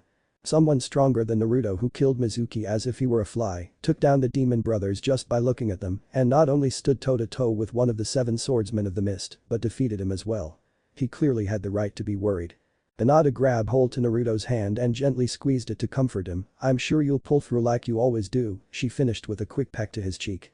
Naruto smiled at the affection she gave him and returned it with a peck of his own, but on her forehead, thanks Haim, you always know what to say to lift my spirits, and the rest of the walk was spent in each other's embrace. When they got to the client's place they're greeted by his daughter Tsunami, a rather plain-looking woman with a mature face, black eyes and long dark blue hair, wearing a short-sleeved pink shirt with red at the neck and sleeves, and a blue skirt that goes down to her knees. They each introduced each other and settled down. A while later they met her son, Inari, a boy with short black hair, black eyes, wears a cream short-sleeved shirt under a pair of green overalls, blue sandals and a white bucket hat with 2 blue horizontal stripes. When she introduced the team to him he just commented that they were going to die and ran to his room. Later she explained about how he lost his father figure, Kaiza got killed by Gaten for standing up to them and he's been despaired ever since. Right now the team is lounging in the living room discussing on-guard shifts and Naruto decided to voice his concerns. Kakashi-sensei, is it possible to put someone in a death-like state? Taken aback by the seemingly random question, Kakashi asked, why do you want to know about that Naruto? Well when I think back to when that hunter nin killed Zabuza and took his core, I have this uneasy feeling that maybe that hunter nin didn't kill him but put him in a death-like state to retreat, add to the fact I felt Zabuza's chakra not disappear. It got weaker yes, but not disappear like it would a dead man. Kakashi thought over what his students said, now that you mention it a hunter nin's job is to hunt down missing nin and destroying the body on location. First off, the hunter nin used senbons which if not aiming for a vital organ, would have a very small chance of killing a target, they're even used by doctors for acupuncture therapy. Though hunter nin do have a vast knowledge of the human body, so it's possible for him to put Zabuza in a death-like state. And 2 he didn't destroy the body right away, instead he took the body away from any witnesses. Meaning Zabuza is most likely alive and judging by the damage you did he'll be out for a week. I got to say I'm surprised on your eye for detail Naruto, you may not be the sharpest knife in the kitchen drawer, but when it comes to something out of place you really shine. Naruto gets a tick mark on his forehead, I don't know whether to take that as a compliment or an insult. Kakashi just gives his famous eye smile, take it as a compliment. You're an ass, you know that, right? Naruto said dryly. I know, it's who I am, Kakashi said with all the pride he could muster. Then he gets serious, we're also going to need to train if you're going to have a chance against Zabuza and his mystery accomplice. When you're not guarding Tazuna, Hinata will work on the Suiton. Shuriken no Jutsu as you finally have enough chakra to use even if it's enough for 2 to 3 times a day. Sasuke, I'll increase your weights to bring your speed up, once you reach the speed I want you to be, then I'll teach you my only original jutsu sense, you already have your Sharingan unlocked, just don't expect to get to the speed I want you to be during this mission. And Naruto. Before he could say anything for Naruto's training, said Blonde interrupted actually Kakashi-sensei, I'll take the guard shifts for the first 4 days, so you can focus on Hinata and Sasuke here. But on the last 3 days I'll disappear to train on my own, I need to do this if I'm going to beat his partner as I can sense he's just as strong if not stronger than me. Please don't worry I'll be back in time to face off against Zabuza and the fake hunter nin. Despite their unique relationship Kakashi has the utmost trust in Naruto and though he won't say it, respects him a lot, especially after defeating one of the 7 swordsmen of the mist. Okay well it's time to hit the hay, good night, and he went to one of the 2 guest rooms with Naruto and Hinata, taking the second one and Sasuke getting the couch. The first 2 days passed by uneventfully, Naruto took the guard shift for Tazuna and made 2 clones to watch over the house just in case Gaten decided to target the old man's family. This led to Kakashi to focus on his 2 other students with 2 Kage Bunshin to help him multitask. One for Sasuke, one for Hinata and the original to enjoy his so-called precious Icha. So far Hinata got all the hand signs down but gets tired after firing at once. And Sasuke can move with 300 pounds of weights on him, like if he didn't have them on in the first place, and is now currently on 400 pounds. On the 3rd day, Hinata and Sasuke started to feel as if they were being watched, but when they turn around they find nothing but the sound of chains jingling, and it kind of creeped them out. When they asked Naruto if he saw anything strange or heard chains jingling he said no, but they didn't miss him tense at the mention of the chains, so decided to leave it alone for now. When Sasuke practiced activating on the same day his Sharingan he started to notice that people aren't the only things that have the aura of what he thought was chakra around them, animals, plants, insects, and pretty much everything else that's alive. And when he went to touch it, to his surprise he drew it towards his hand to create a bow made of that chakra. When he grabbed the part where the bowstring would be it formed an arrow out of the chakra around him, he drew it back and fired. The result is a scorch mark on the tree. He smirked at the new discovery and kept on firing to get used to the new technique till he grew tired from the strain. During dinner on the same day was peaceful till Inari couldn't stand the fact that the shinobi are fighting what he called a losing battle. Why do you try so hard? Gantom's just going to hire men that are stronger than you and you will just die. Relax kid, they may be strong, but we're stronger. Personally if I die and this country is free, that will be fine for me as I'll die happy, Naruto said in a calm manner to try to defuse the situation. Too bad Inari wouldn't hear of it, you think it's so easy do you? Well you have no idea what it's like to suffer like we have. Next thing he knows he's pinned down by an invisible force, don't know what it's like to suffer, eh? Well you would be dead wrong, Hinata is hated by her own family save for Hiramoto, and have been able to escape recently, Sasuke's whole family on the other hand was murdered before his very own eyes by his loving Ani. But I on the other hand had no family from the start and was and still is hated by most of my village, I've been chased, beaten, stabbed, burned, hell I've been crucified a few times. And all that happened before I turned the ripe age of 5. So unless you had it worse than that, don't you dare say you suffered more you little shit. As Naruto was walking to the door Kakashi called, where are you going? Naruto turned his head and Kakashi noticed his eyes are a sickly yellow rather than his normal blue. And he simply responded, out, he opened the door, went out and slammed it with enough force to leave cracks on the doorframe. Hinata was about to get up only to be stopped by her sensei, no Hinata, he needs to be alone for a while to cool off. Hinata sat back down listening to Kakashi, but still couldn't help but worry for her love. All the while Tsunami is in tears, Tazuna has his head down, and Inari still sat there with a terrified face and a noticeable stain on his crotch. The next morning we find Naruto passed out Zangetsu out in a clearing what that used to be a forest is now a wasteland of scorched trees and spitted earth. This is the scene that Haku which has his hair down and is wearing a pink sleeveless low-cut kimono with pale red edges and decorated with small plum-colored swirls that went to his ankles. Around his waist was a simple white obi tied in a bow and he wore a pair of light brown sandals with dark straps and a dark choker around his neck. He spots Naruto and contemplates whether to kill him now or not. In the end he shook him awake, wake up, you'll catch a cold, he says. Naruto wakes up to find what he thinks is a beautiful girl roughly his age, sorry, just did some training to release some stress. By the way I'm Naruto, he puts out his hand for him to shake it. I'm Haku, it's nice to meet you, he greeted back. Naruto noticed the position of the sun and deduced it was just past the crack of dawn, so, what's a girl like you doing here at this ungodly hour? Naruto asked curiously. I'm gathering herbs for my ill father, Haku answered curing Naruto out of his curiosity. Not having anything better to do Naruto asked, mind if I help, I've got nothing better to do right now anyway, Haku agreed and they looked for herbs, well what's left of them. As they were picking herbs, Haku decided to break the ice, are you a shinobi, Naruto-san? Yeah I am, I'm just on a mission to protect some old fart from bandits and whatnot, Naruto said, as if it were not a big deal. Haku remembered the damage left from Naruto's training, I hate to pry, but why are you training? Judging by the damage you left you already seem strong to me. Naruto thought a little bit as if debating with himself whether or not he should tell this stranger. In the end he said, well I trained to help me achieve my dream. And what is your dream, is it to be the leader of your village or to be known throughout the elemental nations? He asked. But to his surprise Naruto answers, no, it's to actually protect everyone dear to me. You see I'm not the most popular guy in my village, so anyone that would just give me the time of day is considered precious to me. And I believe if you are protecting something or someone worthy to you, you can take on even the strongest of enemies. Haku smiles at him, I'm glad I'm not the only one that believes that, especially someone that shares the same pain as I do. Naruto didn't know what he meant by the last part but didn't ask about it. Haku got up to leave, well I have to go. It was nice talking to you. And by the way, I'm a boy. He left leaving a shell-shocked and horrified Naruto, did I just have a conversation with a transvestite and did I think of him as cute? He needed his girlfriend and fast.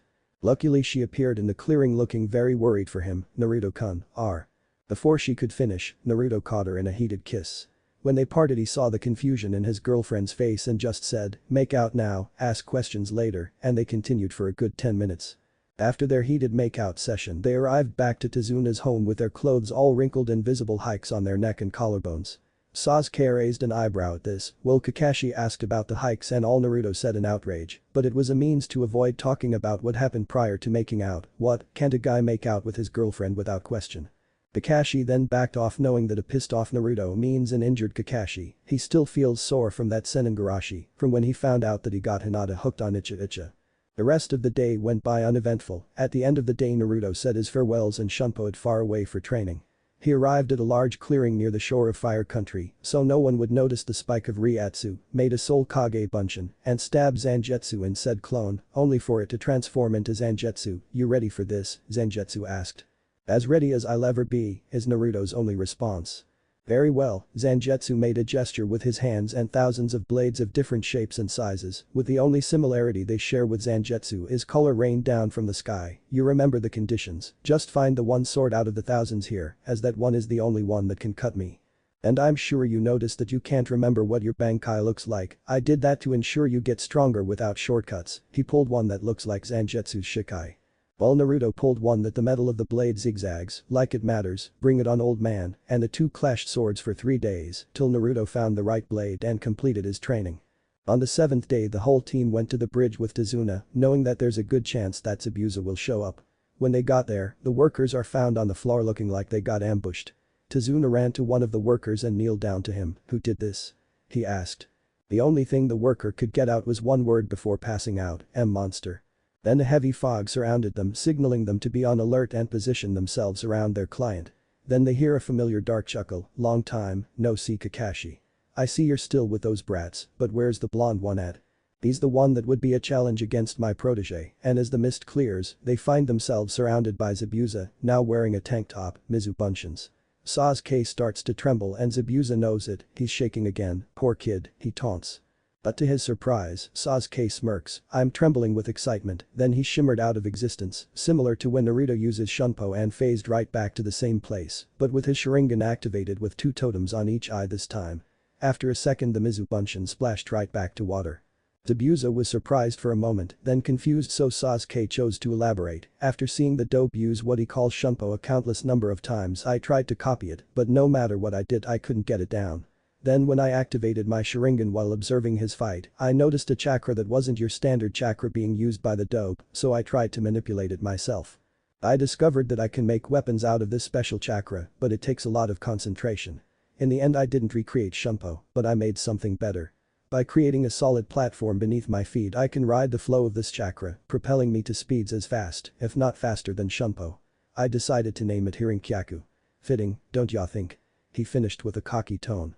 Zabuza starts to chuckle, then it erupts to a full-blown laugh. "Well, at least we'll have something to entertain ourselves till the blonde brat gets here then." Then out of the mist came Zabuza and the hunter nin that captured him. "Why don't you take care of him while I get Kakashi?" he tells his partner. "Hi, Zabuza-sama," was his only reply, and he disappeared just like Naruto does with Shunpo, and meet Sasuke with senbons in between his fingers, like claws to strike him. But Sasuke successfully defended with his own kunai. Naruto-san isn't the only one that knows Shunpo. Sasuke is surprised by the revelation. Naruto said that it's a Kekkei Genkai technique and that he was the only one to have said Kekkei Genkai. When this was over, the dobe has a lot of explaining to do. Aku, seeing his surprise, decided to enlighten him. "Judging by your surprise he hasn't told you what he is, has he?" His answer is only silence, so he continued, "Naruto-san, as well as myself are spiritual warriors that could use only Ryoku or the spiritual energy, thanks to the lack of a physical body. They thrived before the time of the Rikiden Sannin when the living realm was at peace.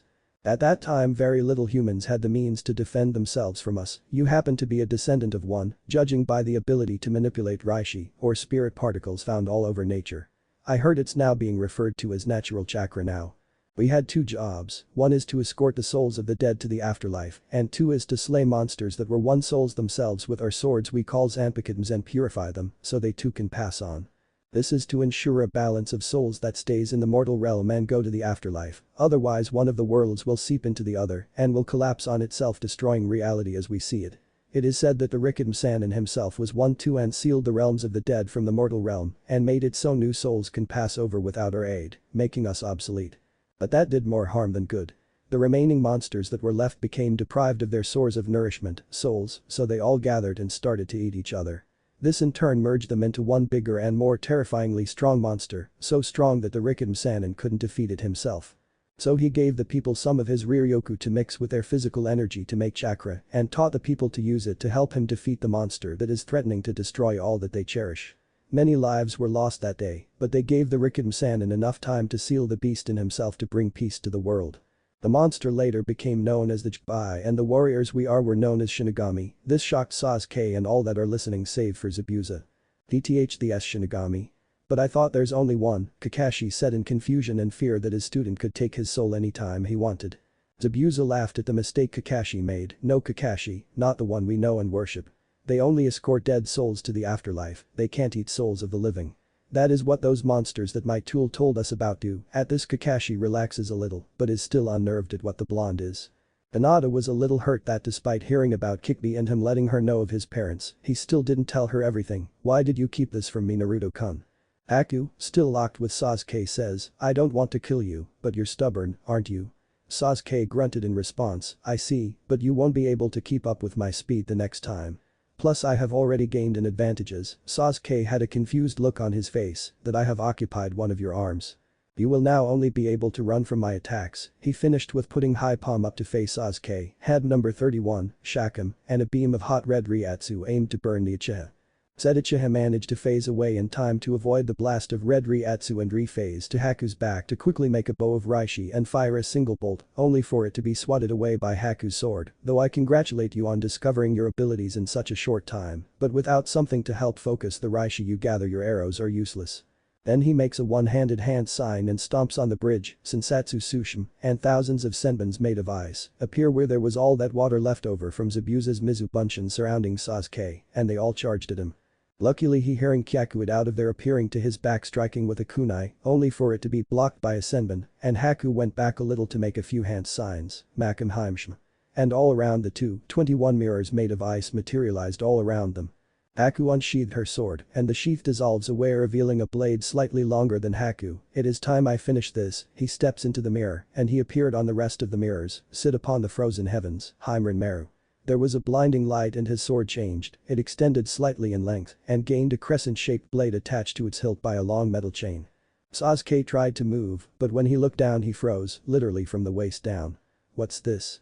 He asked in horror. Haku answered in a monotone voice, it's Heimrin Meru's most basic but strongest ability, Tenzem Chikrin. It allows me to control the weather in the immediate vicinity, or more specifically, control the water in the surrounding atmosphere to such a degree that the temperature could drop from 100 degrees all the way to below zero in seconds. This is your last chance, give up now, ice forms around the blade that all the Haku reflections possess, or perish. Sasuke stayed silent, but his gaze said it all, farewell. While on the sidelines Kakashi tries to go help his student but is blocked by Zabuza, don't even think about it Kakashi. This is their fight, not yours. Unless you want me to kill the bridge builder now, just sit tight and watch. Besides even if you do help him, he's a goner now that he's trapped in that jutsu. Kakashi looked at said jutsu and froze, is he who I think he is? Zabuza grew a sadistic smirk, yes, he's the last survivor of the Yuki clan, the one with the Heimten Kekkei Genkai.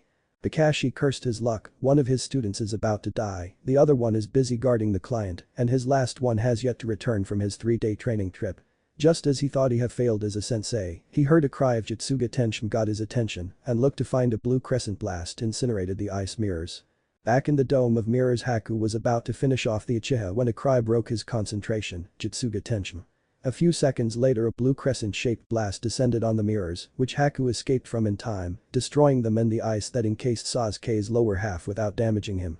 As Sasuke is falling from the fact that his leg suffered a severe case of frostbite, was caught by a slightly bandaged Naruto, yo team. Sorry I'm late, had to help a mother and her child with a pest problem. He then shunpo it to Hinata and the bridge builder to lay Sasuke down and noticed the looks he was given by the three of them. I assume that he told you what I am, they nod in confirmation. Would you honestly believe you'd be able to handle the new information after learning of what I contain and my lineage? His two teammates nod no, while Tazuna became confused at what the blonde meant. Said blonde sighs, I'll explain everything when this is all over, okay, he then kisses Hinata on her forehead, I got to take down a transvestite, and he shunpos over to a stunned Haku, how's it going, Haku? Stunned even further, he removes his mask, seeing no reason to conceal what has been revealed, how did you know? I sensed your Ryatsu when we met in the clearing 4 days ago, and it matched a hunter nin we encountered a week ago, but I didn't call you on it because you said you were a boy when you left, despite me calling you a girl at the start without correcting me. You have any idea what I did to erase that image out of my head? Naruto explained but couldn't help yell the last part, making Hinata blush. Haku got in his Anjutsu stance, regardless, you will either stand down or die by my hands for Zabuza-sama's dream. Naruto got Zangetsu out in a ready stance and smirked, let's see if you can handle Heimerunmeru just as good as Sherm-chan did. Haku is wondering who this Sherm-chan is, but doesn't heed it any mind and charges with Heimerunmeru as Naruto does the same with Zangetsu. When they meet in the middle they clash, signaling the start of the battle that will always be remembered for a long time. When the two clashed they separated only for their blades to violently meet again in the air in Zanjutsu combat. To the spectators they are blurs of black and turquoise. Almost every strike was countered by one only for it to be countered again by the other, the few that aren't deflected leave a cut or scratch on the opposed. They're giving it their all, both fighting for their shared dreams. For Haku it's for Zabuza and his dream to become Mizukage, so he can end the Kekkei Genkai purges. For Naruto it's for his team and the freedom of this island country that suffered long enough by a tyrant that's slowly killing said country for profit. Though similar dreams, only one will come true, while the other will be just that, a dream. After a while of repeatedly hitting each other's blades they separated and above Haku the sky darkens as if a mean snowstorm is about to start. Then as he swings his blade in a vertical swing, ice materializes from the sword moving from near the guard up to the tip, forming a huge Chinese dragon with glowing yellow eyes and is made entirely of ice charges towards Naruto fast. Naruto shunpos out of the way only for the dragon to turn toward its target like a guided missile, so he destroys it with a Jutsuga Tenshin, saving himself from its icy wrath. Naruto shunpos to Haku's back to fire a Jutsuga Tenshin only for another ice dragon from the blade took the attack for him. They continued the pattern of ice dragon is defended by Jutsuga Tenshin and vice versa. After 5 minutes they met in the middle locking blades. I don't understand how someone like you can follow someone like Zabuza. Naruto asked, wanting to understand his opponent. Because when I had nothing to live for, he gave me a purpose. True, he's far from perfect, but without him I'm nothing, Haku said with a hint of sadness at the end. Naruto looked at the blades and saw that Heimerunmeru is channeling ice to freeze him, so he breaks from the deadlock to avoid being a living popsicle. So you would deny the freedom of one country for one man's selfish desire? He yelled in disbelief. Selfish, you say? All Zabuza-sama wants is to be Mizukage to stop the bloodshed caused by the Yondame's hate of Kekkei Genkai. He yelled out in outrage, causing the other to halt and listen. I was a victim of that too. My mother was a part of the Yuki clan that holds the Heimten Kekkei Genkai, or the ice release. By having an equal affinity of water and wind we can combine them like the Shodai Hokage's Mokuton, but to make ice. She escaped her clan before it was killed by the Mizukage's forces and met my father, a simple farmer. Eventually they had me, we were so happy together as a family. Then that all changed when I discovered it and showed my mother, she frantically told me to never show it to anyone again. But my father saw it and later that night he gathered the local villagers and killed my mother. They then tried to kill me, but my true power surfaced and froze everyone in an icy prison, letting me escape. When I woke up the next morning I found Heimerunmeru lying at my side and it started to talk to me, it told me everything. What I am, who he is, how I killed those that would kill me, and the stories of his previous master who he doesn't remember his name. We soon became friends and worked together to grow stronger so that anyone that's close to us doesn't die again. Later we met Zabuza-sama and he took us in and taught me all about the art of a shinobi. He did the best thing anyone could do for me, he gave me a purpose and a home. You see, without one you might as well be dead. If you have nothing to live for then why should you be alive? When he made me his tool, he saved my life. And the least I can do for him is to be his tool and follow his will. Then he summons another ice dragon to freeze Naruto, only for him to counter with a Jutsuga Tenshin. You know what, Haku? We're more alike than I thought. We wish to protect those we hold close. For you it's Zabuza, despite his reputation, from what you told me just wants to save his village from a tyrant, but unable to do that you need to aid another tyrant. But for me it's for all my teammates and village, but also for the innocent, and I'd put myself on the line dying for them, rather than accepting help from the devil. Besides, how do you know if he would double-cross you to avoid paying you in the first place? There was silence till Naruto answers his own rhetorical question. That's right, you don't. If it's Zabuza's will, I will follow to no end no matter the risks, Haku replied coldly to her opponent. Naruto seems to think for a moment, then we're at an impasse here. How about we show our full strength and fight with our all? If I win, I'll spare and help Zabuza with his dream if he still wants it. But if you win, I want you to let my friends be and protect them when Zabuza's either dead or has the Mizukage hat right on top of his head. This shocks everyone, even Zabuza. Only one of us is making it out alive, Haku stated rather than asked, and Naruto nodded. Then there is little hope for you. He points his sword at Naruto and uttered one phrase that did more to excite rather to intimidate the blonde, Bankai. Eyes started to form from Reincarnation to his right arm, with formed a dragon's head at his hand, encasing his sword up to the hilt, with changed from a 4-pointed star to an 8-pointed star. The ice continues forming up over his shoulders with 2 large wings sprouting from his back and a long tail. The ice forms down his left arm encasing his hand, which ends in a claw. Haku's feet are encased in ice in a similar manner to his left hand, which is they to end in claws. And 3 flowers of ice, each with 4 purple diamond-shaped petals appear above him, Daiguren Haimaru. Down with Tazuna, Hinata, a recovering Sasuke, and Kakashi being blocked by Zabuza look on in amazement and to some fear. Zabuza was the first to find his voice. Out of all the years I've trained him, I've never seen him do that. It's a wonder why he follows me. Kakashi could only nod, somewhat feeling the same way towards his student. Hinata looked in on worry for her love and savor. Be careful, Naruto-kun. But to everyone's surprise he laughs. Well, at least it won't be as easy as I thought. Confused Haku asks, what do you mean as easy? Because, you're not the only one that knows Bankai. He yelled, getting Haku to widen her eyes. Naruto points Zangetsu straight in front of him, the cloth that helps provide the makeshift sheath wrapping around his arm, like it has a mind of his own. Then his Reiatsu surges all around him violently, Bankai. Then an explosion of Reiatsu obstruct the vision of anyone looking at his direction. When it cleared it showed Naruto, but holding a pure black daten, with a guard in the shape of the kanji for full. Replacing the cloth is a chain hanging at the butt cap of the hilt. Also, instead of his usual robes, is a long-sleeved, ankle-length black coat with red lining that is closed at his chest, then left to flare out into ragged ends. The only things that haven't changed is the forehead protector on his head, hakama pants and footwear. Tensa Zangetsu. Everyone blinks in disbelief. Haku's was so more spectacular while Naruto's was not so much. But when they feel the air around them get heavier when the blonde activated his Bankai, they dare not say anything bad about it. Well, everyone except Haku, that's an odd Bankai. From what Reincarnation told me, they usually create some massive creature or effect. It's disappointing, to be honest. Then as he finished he saw Naruto shimmer for a second, then his wings fell apart a second later, shocking Haku. As you were saying. Naruto said in a smug voice. Clearly surprised, Haku thought, how, I didn't even see him move. Looks like I need to get serious, he finished seriously. After his ice wings regenerated, much to the surprise of the spectators, he charged at the relatively calm blonde. As his blade was centimeters away from Naruto's skin, he vanished. Haku heard the sound of her opponent. You got to be faster than that, Haku-chan. He looked behind him to find him standing there like nothing ever happened. Then he realized that Naruto called him either a little boy or a girl, which one he will never know. Enraged by the suffix, he unleashes multiple ice dragons from one horizontal swing to charge at Naruto.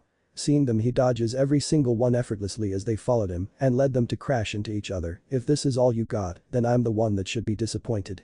I'll admit you are good for your age, but his last master puts you to shame, he said, shocking Haku yet again. Confused Haku says, wait. Reincarnation's last master died long before chakra was introduced. The only way you would have to know him is that you're older than time, or if I was one of the Shinigami that fought alongside him, reborn, Naruto finished for Haku. Seeing the confused looks on everyone, he elaborates, that's right, in my last life I was known as a substitute Shinigami, as at the time spirits that already passed on with high amounts of Ryukyu could only be Shinigami. That meant you would have to be already be dead. But during some events I was given the powers from another to save my family. Those monsters you referred to are called hollows, evil spirits that feed on souls whether they are dead and haven't passed on or alive. It was our job to slay them so their soul can be purified and sent to the afterlife, and to escort souls that haven't passed, or as we call them pluses, otherwise they will turn into those hollows. After a few adventures and mishaps, I had to sacrifice my life to kill another Shinigami that threatened the lives of my friends and family. Everyone for the umpteenth time was shocked, but not more so than Zabuza. Wait, you mean to tell me you're the swordsman of the heavens?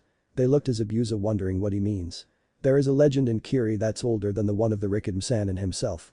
It states that before chakra the gods roamed the heavens and occasionally the mortal realm to protect it from the evil that influenced from hell itself. One day a goddess of snow met a boy, a simple strawberry farmer. At that Naruto grew a tick mark. Normally when a god was out working, here in this case, she couldn't be seen except by very few. Soon the boy's 2 sisters were attacked by an evil spirit. The goddess bounded the boy to quickly take care of the threat, but she lost. Luckily the farmer somehow managed to break through the bindings to aid the goddess any way he can. In a last-ditch effort performed the ultimate taboo, she gave her powers to a mortal. He wielded a blade as tall as he was and as wide as the goddess was. With one swing with his new blade, he effortlessly cut the spirit in 2. Fearing of the consequences of her actions, she lives with the farmer, coaching him on his duties as a god. After a while she fell for the farmer and vice versa. Afraid of what might happen to him, she runs away to save the wrath of the 13 Council of Gods being brought down on him. But he found her being captured by one of the gods that hold the 6th seat on the council, as well as his apprentice, saying that she will be executed for her actions. He fought the apprentice valiantly to save her, but as he was about to win, the councilman took away his powers, preventing him from presuming them. Later he was found by an exiled god that ran a candy shop and helps him regain his powers. As it turns out, he's actually a half-god. Later he went to rescue the goddess that helped him with the aid of a cat that held the wisdom of several old men, a farm boy that befriended the other, a priestess that also loves the boy, and an archer that has a vendetta against the gods. When they made it to heaven, they encounter the guardian of the gate, which has been defeated by the boy effortlessly. When they got past the guard, they split up looking for her and encountered countless gods and ended being picked off and captured one by one till the cat and boy were left. On the day of the execution, when she was about to die, he saved her and fought everyone to make sure she was safe. Later it was revealed that 3 gods on the council betrayed the others and easily defeated everyone and stole something that the goddess was safeguarding for the candy shop owner that should have been destroyed. When he got what he came for, he and his partners, a snake god and a blinded god that wants nothing but peace, ascend to hell to plot his next move. This in turn allowed the half-god to make an alliance towards the 13 Council of Gods for the war that is to come. Later the Fallen One chose to kidnap the priestess for her unnatural healing abilities. This sparked a reaction from the half-god and demanded to save her, but the head god wouldn't hear of it and declared her a traitor. Defying the god's orders, he along with the farmer boy and archer ventured to hell to rescue the girl. They were later met by the goddess of snow and the apprentice of the 6th seat. When they broke into the castle, they split up to find her. During this, the half-god realized that he loves her too. He gets killed by the demon of emptiness, only to be saved by the demon of destruction, so he could fight him. In the end he won, only to be intercepted by the demon of despair and for the girl to be captured by the demon of loneliness. As he fights the demon of despair, he is aided by the strongest of the council men and killed the demon. He then went to the tower to save the priestess from the demon of despair. It was a grueling battle, but the half-god won just barely. He then went to the war zone in heaven to face the Fallen One, only to be distracted by the snake. The Fallen One defeated all the gods in his way and went to the mortal realm with the snake. The only ones that were still able to fight were the half-god and his father. They went after the Fallen One to find that the snake betrayed him for hurting the love of his life, but he failed. The half-god and the Fallen One fought a battle so fierce that it turned mountains into plateaus and plains into valleys. Then with the last of the half-god's power, he became his own attack that turned day into night and destroyed the Fallen One, but at the cost of his life and afterlife. He was never seen again. Legend says that one swing from his blade and it could split the heavens itself, hence the name the Swordsman of the Heavens. Everyone was listening to the story and Naruto shrugs, wow, that's pretty accurate given the time that has passed, but to clarify one thing. I lived in a clinic, not on a strawberry farm. Whoever wrote that would be so dead if it wasn't for the fact that they weren't still here. He yelled frantically at the last part, causing multiple sweat drops from everyone there. Then all of a sudden he got serious. It doesn't matter now who I was, I'm still Naruto Uzumaki, protector of Konoha. And nothing is going to change that, he declared proudly. At this time Haku shakes himself from his stupor, legend or not, I will kill you, for Zabuza-sama. As he yelled, he created more ice dragons to attack Naruto. He dogged them, but this time he moved so fast that he is creating multiple afterimages, confusing the ice dragons. He's moving at impossible speeds, even for a Shinigami, so he decides to taunt his opponent. What's the matter, Haku-chan, can't keep up? Why don't I go a little faster? And Naruto speeds up, making more afterimages of, well, him. Having enough, Haku swings his sword horizontally in front of the icy remains of 2 ice dragons that collided with each other, and they broke apart into ice needles like the other attack he performed for the Uchiha Guncho Tsurara, and the ice shards launched themselves at all the afterimages of Naruto, only for them all to shimmer away, showing no blonde. Now where is he? He thought, only to look all over to find that he is surrounded by what he assumes are Naruto's afterimages, so she quickly felt the one with the most Riatsu and blocked his blade, only to fall victim to the other ones on his back and his sides. He can only stutter out, Hoao. Naruto explains, I mixed Kage Bunshin's with my afterimages to catch you off your guard, and to his surprise the Haku he cut shatters into ice. He then sees he is surrounded by ice pillars from the sea he is above, and just in case I had my Zanhim Ninjam nearby to Kawarimi with it to prepare for this, Naruto looks behind him and sees Haku outside the circle of ice pillars, pointing his Zanpakuton directly at him. This is the beginning of your end. And he turns his sword like a key 90 degrees counterclockwise Zenenheimer, and the ice pillars close in on Naruto, encasing him in a block of ice. Then Haku charges to stab the still trapped Naruto Rasenka. When he makes contact, more ice forms over the prison. Then he lets out a jerk to shatter all the ice, meaning to destroy Naruto, but he still makes it out whole, but with scrapes, bruises and frostbite. Surprisingly, he doesn't fall, just stands there completely still with his head down for his hair to hide his eyes. Haku walks over to the figure. "I'm sorry, but it's over," he strikes for the final attack. And Naruto's hand catches the arm that the blade is holding in a literal bone-crushing grip. Then he starts to chuckle in a dark manner. "So the king fucked up again, now didn't he? Well, as long as I'm free." Naruto looked up at Haku, and the latter gasped. What once were blue eyes now are a sickly yellow with black sclera, and a white substance that looks like it's forming a mask is on his top left side of his face, with red markings on the completed part, all the while wearing a maniacal grin. "I'll just kill the lot of you, ha ha ha ha ha ha." And a thick crimson almost black Reiatsu is producing from the possessed blonde, just as Haku got free from his grip and Shunpo's far away from the foul Reiatsu. Naruto grabs Tensa's Anjetsu by the chain and swings it like a flail. "Now I'll show you all how to really use Bankai." He gathers his Reiatsu and puts it into his blade like he does a Jutsuga Tenshima, stops swinging it by the chain, catches it in his grip and swings Kuroi Jutsuga, and the foul Reiatsu is heading for a scared stiff Haku. Over where Kakashi and Zabuza are, after Kakashi got a good cut from Zabuza, they feel the foul energy just coming off from the blonde and Zabuza asks, "What the hell is going on, Kakashi? This is not regular Reiatsu, let alone chakra that brat is producing." Kakashi could only think of one thing he thinks is happening while holding his cut shoulder. Could it be the Kikbi? No, it feels similar, but darker and strangely empty. I'll have to ask Naruto about it later. But right now he gets out a green scroll, unravels it, gets blood from wound on thumb, spread blood on pages on scroll, close it back up to hold it while making the tiger, snake, dragon and dog hand signs and slamming the scroll down on the bridge he is on, having said scroll disappear in the bridge. Kuchius. Doten. Tsuga no Jutsu. Zabuza laughs at Kakashi. "What will that do? With a mist blocking your vision and my eyes closed, you can't get me with that Sharingan of yours." Then he feels a tremor beneath his feet and out of the ground, 8 different breed of dogs, all with Konoha forehead protectors and blue capes with a face that children from Japan draw on scarecrows. Latching on Zabuza with their sharp canine teeth, rendering him immobile. "What? I might not be able to see you, but I still can smell you, or more specifically my blood on your blade. All I have to do is make sure that my cute little summons knew what to smell and they find their target. Now then, time to finish this once and for all." He made the ox, rabbit and monkey hand signs and holds his left hand on his right wrist while pointing said hand at the ground. While he is doing this, it starts to gather lightning chakra to the point it is noticeable from the mist. Zabuza is staring at the collection of chakra in Kakashi's hand in wonder. Impossible, chakra so concentrated it's visible. While holding his lightning-covered hand, he says in a serious voice that made even the demon of the mist shiver in fright, "You have the honor of dying by my only original jutsu." He then charges at the immobile Zabuza Rakiri. Back to the battle a few minutes ago, the blast of Reiatsu hit Haku, creating a smokescreen obstructing everyone's vision. But that didn't stop the possessed Naruto as he charges into the smoke with about 100 clones to attack in a mad frenzy. As they were halfway there, the smoke cleared, revealing a badly beat up Haku with his wings and tail blown off and only 2 petals left, showing his fatigue. The clones attack without mercy, not giving Haku any chance to regenerate his Bankai and really cutting him up. When he couldn't fight anymore, the last petal melted away, reverting back to its sealed state. Haku bows his head in defeat as Naruto, now with more than half of his face covered in a mask, is coming closer. "Ha ha ha ha ha, that wasn't as fun as the last time, but that was a decent workout. After I kill you, I'll go for Zabuza for a challenge, then Kakashi and the team, then I'll have a little fun with." Then his right arm is struggling to grasp the incomplete mask. "No, not now. I was just getting started." The hand grabbed the white and red mask and ripped it off of his face. Ah.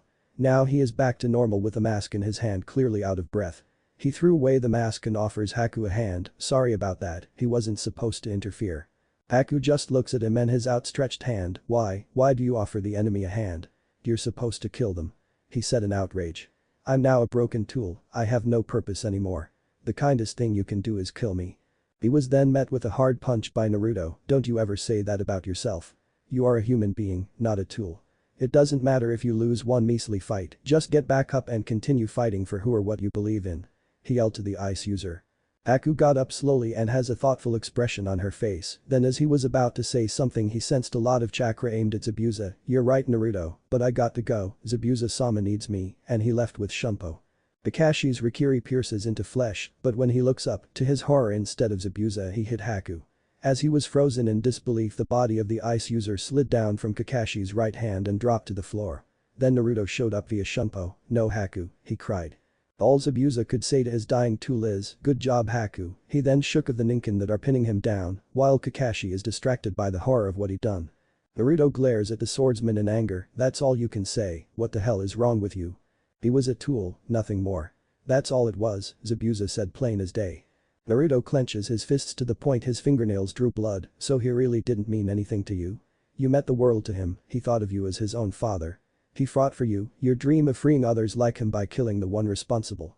He even took Kakashi's Rikiri to protect you."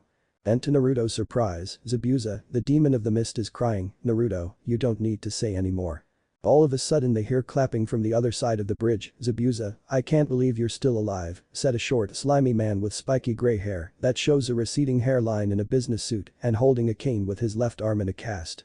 And behind him are hundreds of thugs that he obviously hired. Zabuza looks towards the midget. "What the fuck are you doing here Gatm, and what's with the entourage?" Adam hums a little. "The plane has changed well actually, I planned to do this from the beginning. I'm going to kill you Zabuza and everyone here." He relished Zabuza's expression for a little bit, then continued, "I never planned to pay you any money.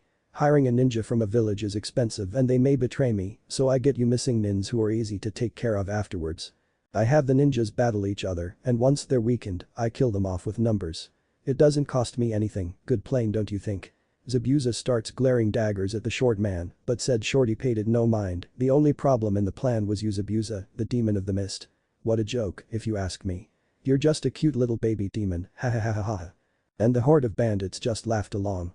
Zabuza looks at Naruto. "Sorry Naruto, this fight is over.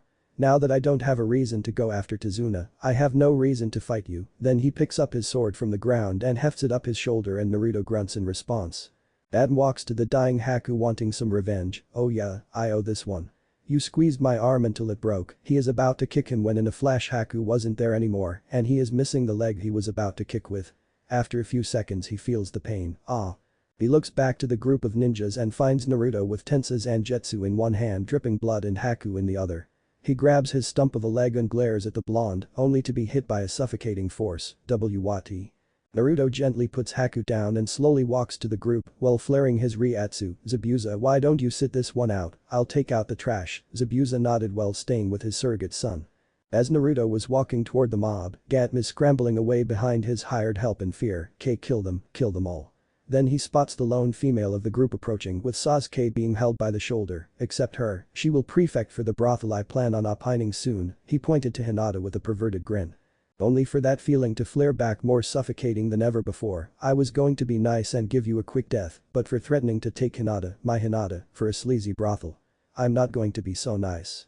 Then before anyone knew what was coming next, he started to shunpo towards the crowd and cut them up one by one. Blood and gore are flying everywhere, making some of them sick, while others looked on in fascination and worry. "Damn, he can be ruthless," Zabuza said in awe. When Naruto finishes the last of the bandits he walked over to Gatm dragging his blade on the ground, creating sparks on the way covered in blood. The one-legged midget scurried away from the killer in front of him and tried to beg for his meaningless life. Please don't kill me. I'll give you anything, land, money, women." Then he is stabbed in the chest by Tensa Zangetsu and held up off the bridge. "Listen here you little shit, I don't want anything from you, nor do I plan to let you live after what you've done to this country and its people." He flings him into the air and puts some Reiatsu in Tensa Zangetsu and fires Yotsuga Tenshin, sending the black crimson Reiatsu to incinerate Gatm, so he can never harm anyone ever again. When the chaos ended he immediately went over to Haku's side. "Haku, are you still with us?" Still with a hole in his chest, Haku looks up at Naruto. "Why yes, but I'm dying." Please don't," I interrupt as I don't have much time. They stay as quiet as they can to hear what Haku has to say. "Zabuza Asama, do you remember the time we found a hidden sea cave of those silver weapons and artifacts?" I do," Zabuza said with tears leaking from his eyes. "Do you give them to Sasuke-san?" Heimermeru said they are his by right of birth. Zabuza nods in understanding. "Also give Naruto-san my scrolls on Riryoku control and Kidm, it's like I don't need it anymore." "And you with the blue hair, Hinata right?" said Bluenut nods and Haku got out Heimermeru. "I want you to have what's left of my Riryoku, just stab him at the center of your chest and grab all the Riryoku in me." Hinata looked nervously at her love and the look in his eyes told her to trust the dying Shinigami and grabbed his Zanpakuto. But before she could start, has to say one last thing. "And Naruto, when I die Heimermeru says there's something inside of me that you need to grab and protect with your life. He just says you would kn what it I is." Naruto looks at Haku's dying form with tears in his eyes and looks to Hinata with the tip of the blade, ready to stab in her chest, ready Haim. Hinata looks at Naruto with a fire that he knows all too well. Hi, she does the deed and she's engulfed in a light that blinds everyone from witnessing what is happening. After 30 seconds the light died down and Haku laid there motionlessly without Heimeru and Hinata looks like she did but with a plain katana with a rectangular tsuba that has a vaguely flame-like pattern on the long sides with a curved line on the short sides. With inward curved corners with curved slits above and below the blade and a series of curved lines embossed on either side of the blade. And has a reddish-brown hilt by her side. She picks it up and slides it down through her belt that holds her ninja gear so it's on the left side of her hip. She gets on her knees and bows, "Thank you Haku for everything. And may you find peace in the afterlife." Naruto reverts back into his shikai and puts Zangetsu away as it started to snow, as if Haku is letting them know he has moved on. This is the time the islanders come to the scene armed in various armor or in Inari's case in kitchenware. Without looking at them he says, "Sorry but it's already over, we won and Gatman's dead therefore Zabuza has no reason to kill us anymore." They are finally rid of Gatman and his goons, but with a mood they didn't feel like celebrating, instead they have a moment of silence for whoever passed. After Hinata got up from bowing, Naruto kneeled down to Haku and stuck his hand in the hole caused by the Rikiri looking for something. He then pulled something out and can't hide his shock, "No, it can't be." Hinata looks over his shoulder seeing him hold a clear octagonal-like sphere that holds a bluish-purple-like substance inside. "What is it Naruto-kun?" With a shaky breath he answers, "Them Jyoku, it's the thing in the Legion Zabuza told that the snow goddess held. It has the power to sense the hearts of those around it and to materialize their deepest desires. If this were in the wrong hands, we would be doomed. I've got to put it where no one will be able to get it and I know of such a place." Then he does the unthinkable making some gag at the sight, he swallows it whole, "Within me, that way they would have to literally pry it from my dead cold core. To be honest I thought I destroyed it when I destroyed Aizen long ago." Sasuke looks at Naruto expecting an explanation and Naruto answers the unasked question, "I'll tell you everything after we lay Haku to rest and settle down." They all agreed and picked up Haku's body and headed to the clearing where Naruto met him. After Haku was laid to rest Zabuza went to his hideout to collect everything that was in Haku's verbal will. He gave Sasuke silver artifacts sealed in storage scrolls which turned out to be spirit weapons that the Quincy used and a scroll that Zabuza couldn't read, but with the Sharingan Sasuke was able to read what turned out to be a manual for the spiritual weapons. And he gave Naruto the scrolls on Riryoku control and Kidm and he accepted them graciously, even though no matter how much he trains to control his chaotic Riryoku, he can never be able to even preform any Kidm without it to blow up in his face, so he will just have Hinata learn the art if she's interested. As everyone sat down Naruto told them the tale of Ichigo Kurosaki, which they all laughed at finally getting why he was so upset about the whole strawberry farmer thing. Naruto sulked about it till Hinata told him it was cute and kissed him to calm him down, which they all laughed about how whipped he was.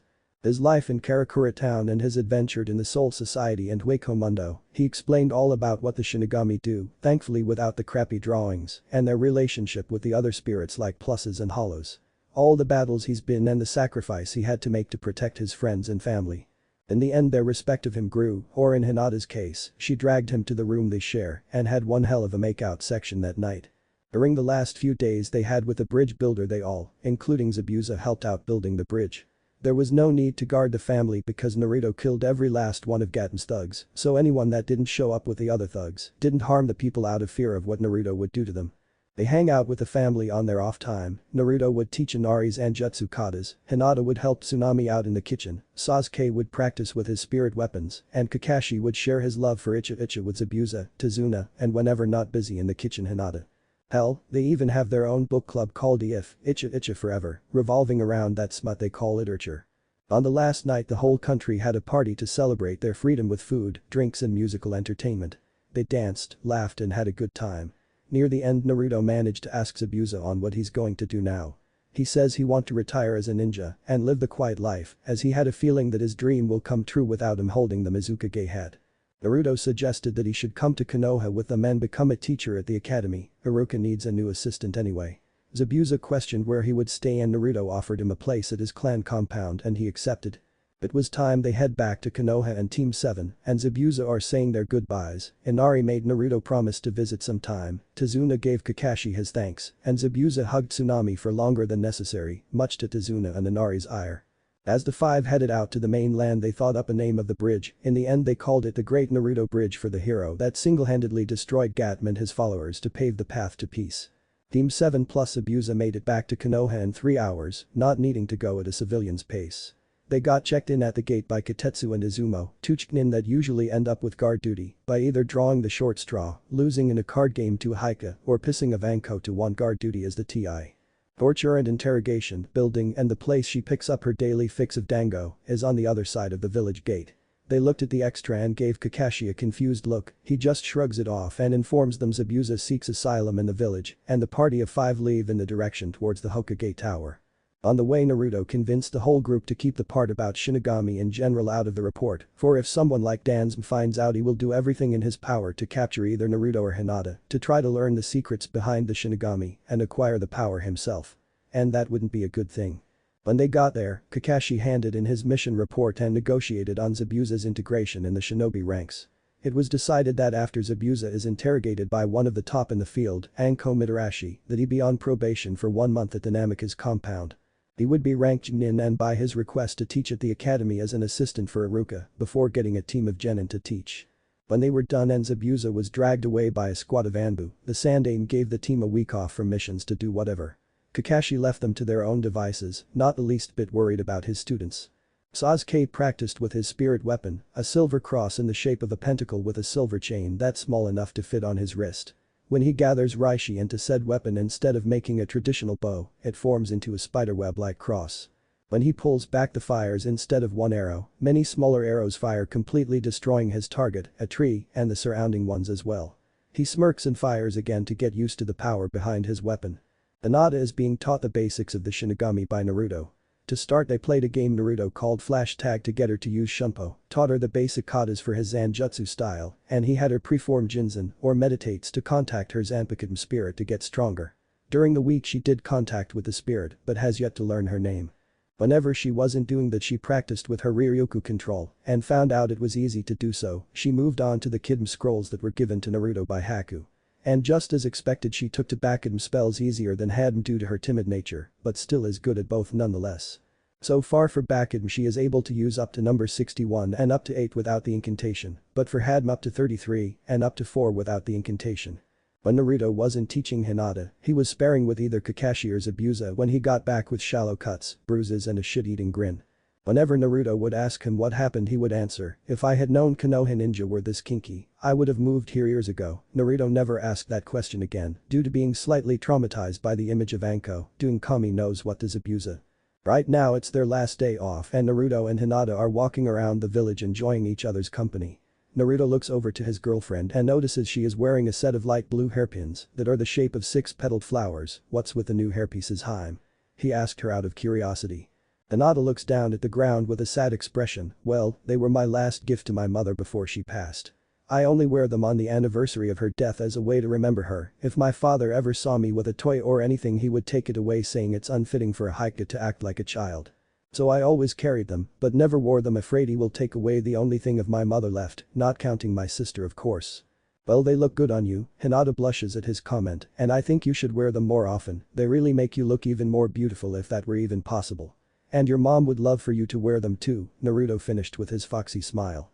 Still blushing, Hinata smiled. "If why you think they look good, then I'll wear them more often." "At a girl," Naruto said, and then he looks behind them and spots a square rock with 2 holes to see through. He sighs in irritation from his unofficial student's antics. "Seriously, Konohamaru, a square rock? I swear you are getting worse at hiding every time we meet." Then the rock explodes in smoke, following by coughing at the sound of not 1 but 3 individuals, 2 boys and 1 girl. "You added too much gunpowder. I'm not the one that got it in the first place." "Well, how was I supposed to know it was this powerful?" When the smoke cleared, it showed 3 kids, 2 boys and 1 girl. One of the boys has short spiky brown hair and black eyes. He also has a small chip in his tooth. He wears a yellow shirt with the Konoha symbol in red, gray shorts, a long blue scarf, and a pair of green goggles on his forehead. The other boy has light brown hair, black eyes that are behind a pair of round glasses, and he has a seemingly permanent runny nose. He wears a blue long-sleeved shirt, beige shorts and a pair of goggles. The girl has orange hair tied up with red elastics into 2 very large pigtails. She also has red oval markings on her cheeks. She wears a red tank top over a pink t-shirt layered at the bottom. Her pants are gray and she wears the traditional ninja sandals. "That's what I expect from my rival," said the one in the scarf, making him Konohamaru. It's a funny story of how those two met when Naruto was talking to the Sandaime about the corruption in the academy, how most of the teachers would sabotage his tests and keep him out of lectures. Then out of nowhere younger Konohamaru challenged the Hokage for his title, only to trip on his own scarf. Naruto, being the closest one to the kid, blamed his lack of footwork on him, only to be grabbed by the collar by Naruto. That is the scene that Ibisu, a Takebetsu Junin with dark hair and round sunglasses that hide his eyes, wearing the standard Konoha shinobi uniform without the flak jacket and his forehead protector as a bandana on his head. He sees the two and demands that he, in his own words, unhands the honorable grandson of the Hokage this instant. Konohamaru taunts him by using his status, thinking Naruto was just like the rest, but got decked hard in the face, proving him wrong. Later that day Konohamaru sought Naruto out to train him, only to be flat out declined. After continuously asking for one-on-one lesson from the blonde, he gave in and taught him the basic katas for his zanjutsu stances, which he picked up with some difficulty. During a break from training, Naruto asked Konohamaru why he wanted the old man's title. He answered that he is always referred as honorable grandson and not Konohamaru, and wanted to be noticed as himself and not to be in the shadow of his grandfather. Naruto told him that was stupid to get recognition instead of getting stronger to protect those close to him, for it was better to be known by the few people that care about him, opposed to the thousands of people that don't even know him at all. In the end Ibisu finds them, Konohamaru tries to attack only to be swatted away like an annoying insect, Naruto beating the ever-living shit out of the Takebetsu Junin, and Konohamaru declaring that they are rivals. "So, who are your friends, Konohamaru?" Naruto asked, not seeing them before. The trio gets into a pose with Konohamaru in the middle, the other boy to his right and the girl to his left. "I'm Yuden, I like math and stuff," the boy now known as Yuden said. "I'm Mogi, the sexiest kunoichi in our class," said the girl now known as Mogi. "And I'm Konohamaru, aspiring Hokage," Konohamaru said. "And we're the Konohamaru Army Corps." They finished in unison. Naruto's sweat dropped at their Super Sentai pose, "Okay," was all he could say. They ended their pose, Naruto snaps back into reality and asks, "So, what do you guys want?" As their unofficial leader, Konohamaru asks, "Can we play ninja with you, Naruto Nai-san, please?" And they all use the puppy dog eyes no jutsu to seal the deal. Naruto was still on his date with Hinata, so he didn't want to ditch her to play ninja. And he didn't know how to say no without looking like a complete ass in front of her. But she let out a soft giggle. "It's okay, Naruto-kun, I wouldn't mind if we play with your friends," he heard her say, letting out a breath he didn't know he had. Konohamaru finally notices the girl he is walking with. "Hey boss, who is that?" Then he makes the connection, "Is she your, you know?" He holds out his pinky to mean girlfriend. Naruto blushes and sweats nervously. On one hand he tells him that they're secretly dating and he tells someone else and their secret isn't secret anymore, painting a target on Hinata's back, putting her in danger. On the other hand, if he said no, then he would hurt Hinata's feelings and she would mad enough to break up with her and he couldn't lose her. Either way he couldn't win if he said anything. Luckily Hinata did the talking. "Hi, my name's Hinata and yes, we are dating." Then she smiles a little sweetly, scaring the males of the Konohamaru Army Corps and Naruto a little, the latter being reminded of Anohana Taichin's smile that promises something worse than death if you don't listen. "And I would appreciate it if you don't tell anyone about our relationship, as we aren't ready to reveal it to the public yet." The two boys of the group are hugging each other and shaking in fear. "Oh of CC Corsen Namikaze-sama," they said at the same time. While Mogi looks in on awe at Hinata, "You're so awesome, when I get older I want to be just like you," she said with stars in her eyes. Hinata blushes from the praise she isn't used to getting yet. "It was nothing, really," she said quietly, while poking her index fingers together. The little duo stops shaking in fear and Konohamaru asks, "So, we still playing ninja, boss?" Naruto gives him a small grin, "Sure kid, whenever you're ready." And they played something similar to hide and seek, only that not only did you have to find someone, but you have to hit them with cardboard kunai or shuriken. As Konohamaru was running to an alleyway he bumps into a mass of black and then gets lifted by the collar by someone. As he got a good look at the person lifting him up, it's clearly male wearing a black outfit with a circle with one half yellow and the other half red. A hood that has 2 points at the ends like cat ears with a metal plate with an Hercules carved into the metal instead of the leaf for Konoha ninja. And if that wasn't weird enough, he wears some sort of purple makeup on his face and holds some sort of bulky item wrapped in bandages hanging on his back like Naruto's Zangetsu. His thoughts of the strange foreigner are broken by said foreigner. "Hey, watch where you're going, you little shit." Having a blank expression showing no signs of being intimidated, says sarcastically, "Wow, a grown man wearing makeup and kitty pajamas. I'm so scared that I might lose my virginity to you." Said man became red in the face and behind him Konohamaru heard hysterical laughter. When he looked he found a girl about the same age as the boy with green eyes and dirty blonde hair held up in 4 ponytails. She is wearing a single light purple-colored off-the-shoulders garment that extended to halfway down her thighs, with a scarlet sash tied around her waist.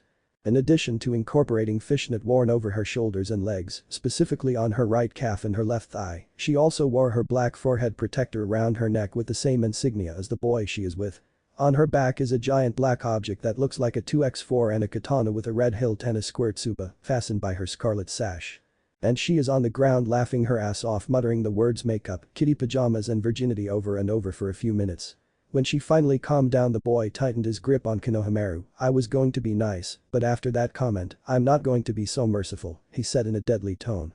"Stop Kankram before he gets here," said the girl, and she said he as if she were afraid of whoever he is. "Relax Tamari, I'll teach this punk a lesson faster than you can say sandstorm," said the now identified Kankram. As he's about to pull his free fist back, he's met by the side of the tip of a giant black and silver blade, inches from his face. "If I were you, I'd let go of the Hokage's grandson," said a cold voice in front of him. He looked over Konohamaru to see Naruto pointing the blade at him. "And why should I?" Kankram said arrogantly, thinking he can take on Naruto and win. "Look down," was all Naruto said. Kankram did as Naruto said and found a katana blade sticking out behind him in between his legs, ready to either cut him in half or cut off the very thing that defined him as a man. At first he thought that whoever was behind him didn't have the stomach to do either thing, as it was probably a genin, and being the sexist he is thought it was a male. But when he looked behind him, he went pale to find out it was in fact Hinata, who had her hand on the katana, ready to cut up his balls whenever she pleased. In a deadly tone, Hinata says to the ninja, "Drop Kono-chan, or you lose the only thing that identifies you as a man, puppet boy." In his shock, he let go of Konohamaru and said boy scurries over behind Naruto with the two other members of the Konohamaru army corps. Kankram asks in a stutter, how? All Hinata did was point to her Byakugan-activated eyes and sheathed her sword, along with Naruto doing the same and returning by his side as Konohamaru was let go. With Naruto being Naruto, he decided to jab at the foreigner. "Wow, makeup, hood with kitty ears, and likes to play with dolls. What's next, you have a boyfriend back home?" Kankram starts to get red again, but before he makes an outburst, Tamari defends him, he's not gay. Kankram thanks her, only for her to add, he's a gender-confused baka. This caused everyone to laugh hard at the jab his own companion sent him. A dark and depressing rain cloud hovers over him while he has his head down and says in a depressed voice, "Not you too, Nissan." That caused the dirty blonde to laugh even harder. After everyone calmed down, Tamari got one good look at Naruto and grinned, jackpot she thought. She went her way over to our blonde hero in a seductive way that would make most boys drool. "So you must be a local. This is our first time here for the Chunin exams, and my brother and I are helplessly lost. I was hoping that a strong local, like you, could escort a little foreigner, like me, around this big village so I wouldn't get lost again," she said in her most sexy voice to try to seduce the Shinigami. But before he can give an answer, Hinata is instantly in front of him, glaring dangerously at Tamari. "What are you doing to my man, hussy?" she asked. "What do you mean your man, and who are you calling hussy, Haim?" Tamari countered. "At least I don't have my hair up in a ridiculous style. Like you're the one to talk, with short hair like that. I thought you were a boy. Tramp. Spoiled. Skank. Shrimp." As they were arguing, Sasuke, with the same outfit but all white with a blue trim and a little gold on it, and his Quincy cross on his right wrist.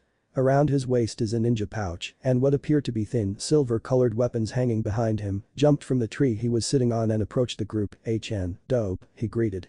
Naruto spotted Sasuke long ago that he was in that tree, but being curious he asks, "Team, why were you sitting on a tree branch while Konohamaru was in trouble?" "I was training nearby so I took a break. I heard the commotion and came over here. When I was about to do something but you and Hinata had it under control. Then I enjoyed the show," he said as if discussing the weather. Naruto nods in understanding. When they finally stopped with the name calling, Hinata unsheathes her Zanpakuto, "Samurai duel to the death?" she asked. Tamari followed suit with her own sword, "Bring it on." But before they can engage, a heavy pressure engulfs them. Not as heavy as Naruto's, but still heavy. And a haunting voice speaks to Tamari, "Enough Tamari, you and Kankram are a disgrace to our village." Everyone turned to where the voice came from and gasped in shock, but not more than Naruto. The person that spoke up couldn't be older than himself and just as short. Has red, short and spiky hair and turquoise eyes surrounded by dark eye rings, suggesting he suffers from insomnia. But what surprises Naruto is that he is wearing a white jacket slightly open to reveal a hole in his chest where his heart should be, white hakama pants held by a black sash with the same metal plate as the other two, a pair of black tabi and white samurai for footwear. The bone-like substance on his forehead that looks like a pair of dog ears on his left side of the fragment is the kanji for love in red written on it and a katana with a sand yellow colored hilt, circular tsuba and a white sheath fastened on his waist by the sash. How is there a rancor here? I thought that hollows couldn't come to the mortal realm anymore. Naruto thought questioningly. I don't know how, but I suspect this is the work of someone who knew what they were doing. Otherwise we would have at least heard something about hollow activity in the elemental nations by now, Zangetsu said, adding his own 2 cents. Naruto thought about the revelation for a few seconds, then his eyes widened in horror. Do you think if it's possible that I was reincarnated, that Aizen would be as well? I mean, he is the only person capable of something this big, he asked his faithful companion. It seems possible, but not very likely. But be cautious from now on, for if it's true he could be anyone, even the people you trust, the most, Zangetsu warned our protagonist. Will do, old man, Naruto replied, ending their mental conversation. Temari looked behind her and found the boy and looked at him nervously. GG Gaara, it's not what it looks like. Before she could explain herself, Gaara says, shut up or I'll eat you. She shuts up. He then addresses to the Konoha shinobi and bows formally, I'm sorry for the way my siblings behaved in your village. My name is Gaara, or better known as Gaara del Desierto where I'm from. And these are my siblings, Temari and Kankurm. I've heard a lot about you, Kuroi Jetsu no Naruto. Despite being a rookie genin, you're an A-class shinobi in the bingo books. Naruto finally broke out from his surprise, wow, just turned 13 and I'm already in the bingo books. I don't know whether to be proud of myself or to be more cautious from now on. Anyway, these are my teammates, Hinata Namikaze and Sasuke Uchiha. I heard that you are in this year's Chunin exams, is that true? Yes, we are here for that event, Gaara replied to the Shinigami. Then with luck we'll be seeing each other in the exams, Naruto said in a challenging tone. If we ever meet in battle, mother will have your blood and I'll have your soul, Naruto Uzumaki, Gaara said as he turned away from the Konoha shinobi he was talking to. Then he addressed his siblings, Temari, Kankurm, were leaving. And his siblings scrambled in a hurry to leave. Team 7 is waiting at the training ground at the Namikaze compound for Kakashi, but one of Naruto's clones found him at the Hokage office, speaking to the Hokage about something he couldn't get out, but he had a good idea of what it is. He expected him to nominate them, or he was going to beat him so hard his future descendants will feel it if he'll have any. He stopped his musing as a poof of smoke erupted the clearing, and out came Kakashi, sorry I'm late, but I had to avoid the purple elephants that want to kill me. They just stare at him, not believing his excuse, I'm joking. I never get to use my excuses anymore, so I had to get it out of my system whenever I can. Anyway, the reason I'm late is that I nominated you for the Chunin exams. He gets out 3 tickets and hands them to his team to take. Be at the Academy Room 301 by no later than noon on Monday. And if you feel you're not ready to take the exams, don't come. You now have the rest of the day off, Jana, he waves lazily, then disappears in a poof of smoke. The 3 genin of Team 7 look at each other and nod to one another as if sending a silent message and went to train for the upcoming exam. The day is the day of the Chunin exams and Team 7 enters the academy.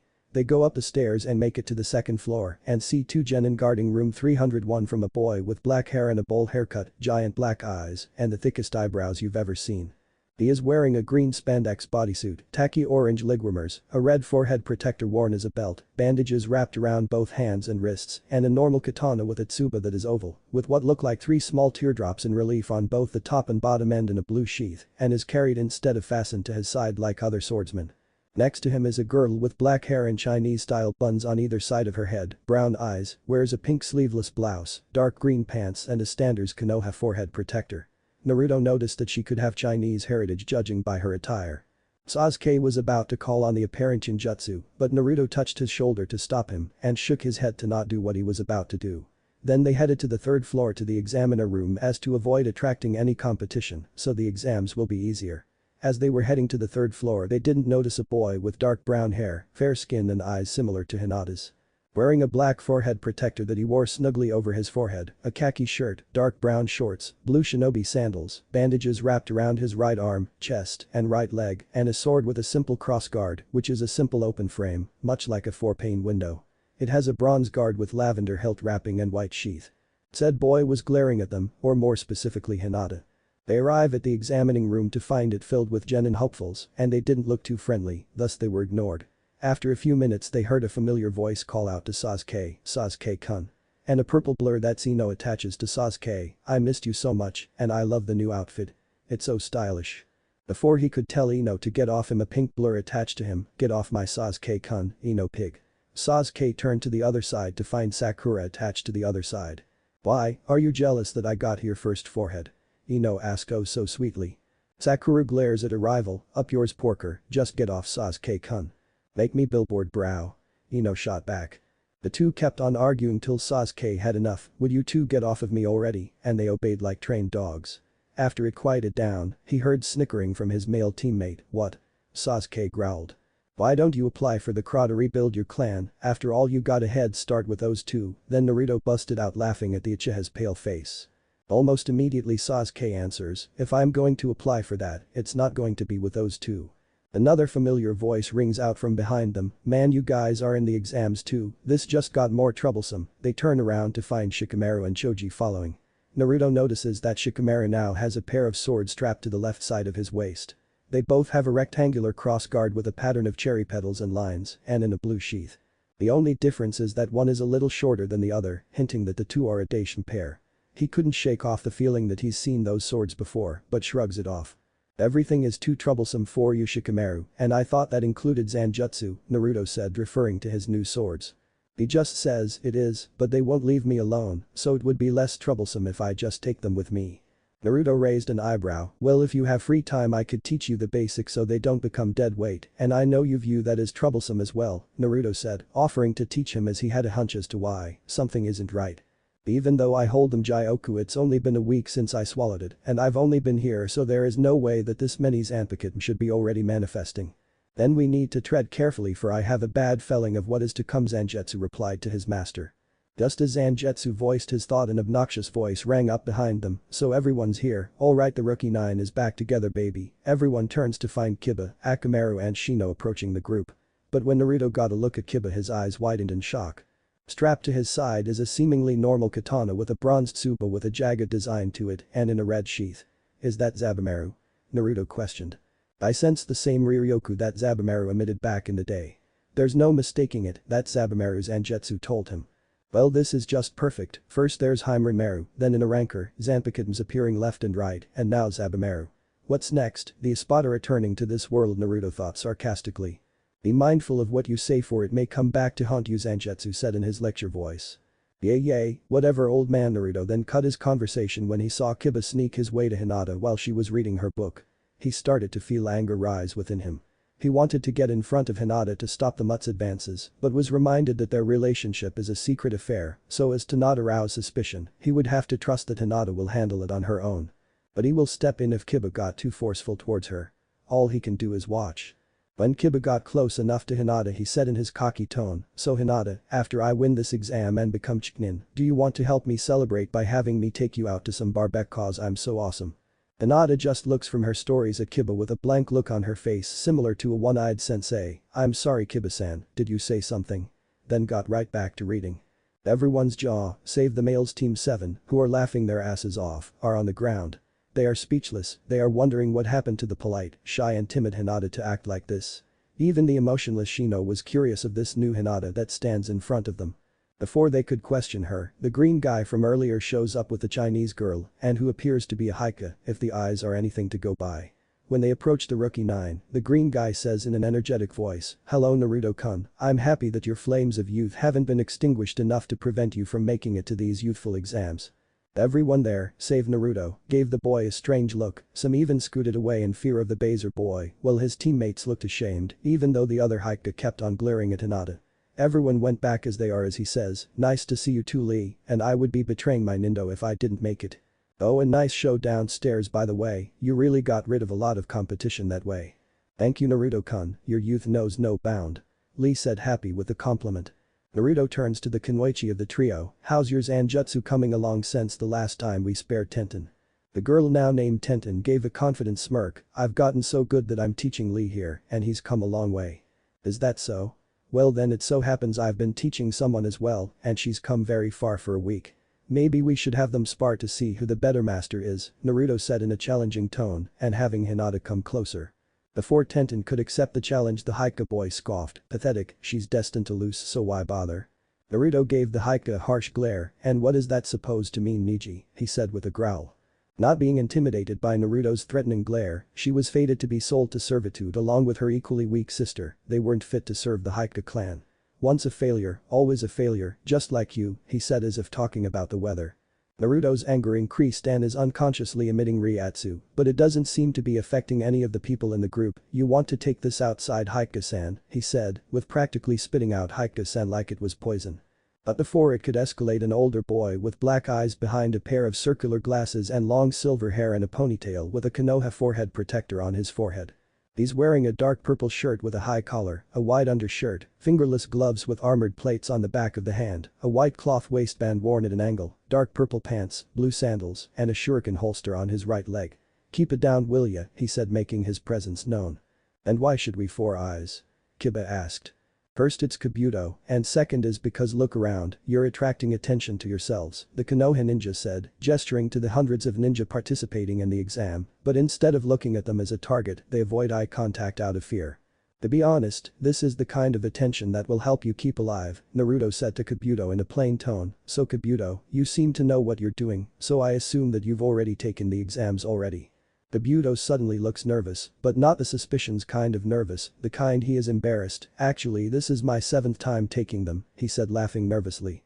"Man, you must suck," Kiba said. "Or they're that difficult troublesome," Shikamaru added. Kabuto gets out a deck of cards from his pocket. "Despite that, I do gather info in the exams as a hobby and record them into these info cards. I even have info on all you guys. And since I'm feeling generous today, you tell me what you want info on and I'll show you," he said. "Can you show us info on individual ninja participating in the exams?" Naruto asked. "Who do you have in mind?"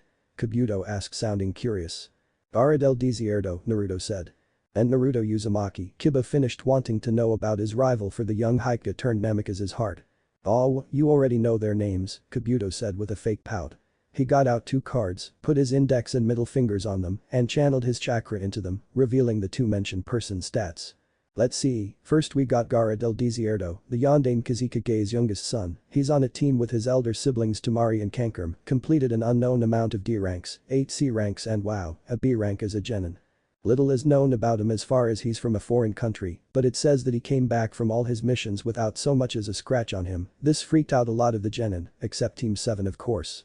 And Naruto Uzumaki, are better known as Kuroi Jetsu no Naruto in the A rank section of the bingo books. Everyone that haven't heard of that looked at Naruto in awe, fear, and in one Hyuga's case jealousy. On Team 7 with Sasuke Uchiha and Hinata Namikaze, completed 40 D ranks, both a B and an A rank, the B shortly before he graduated. He managed to go toe-to-toe and win in Kenjutsu against Zabuza the Demon of the Mist and former Swordsman of the Mist. He's as fast as Konoha's Kairoi Senki, and his strikes are so powerful that they're rumored to be able to split the ocean in half with one swing. He even has a run on side order for Chunin and below, Kabuto said in utter disbelief, causing the ones overhearing the conversation to be weary of the boy. Konoha, Suna, Aim, Taki, Odo. Many outstanding genin from various hidden villages are here to take the exams. Well, Itagakure is a small village created last year, so there's not that much info, but the rest of the villages are filled with proteges and the sort. Then all of a sudden Kabuto doge a few kunai, but a hunching figure that has every part of his body save his left eye, appeared in front of Kabuto and swipes at him, but misses.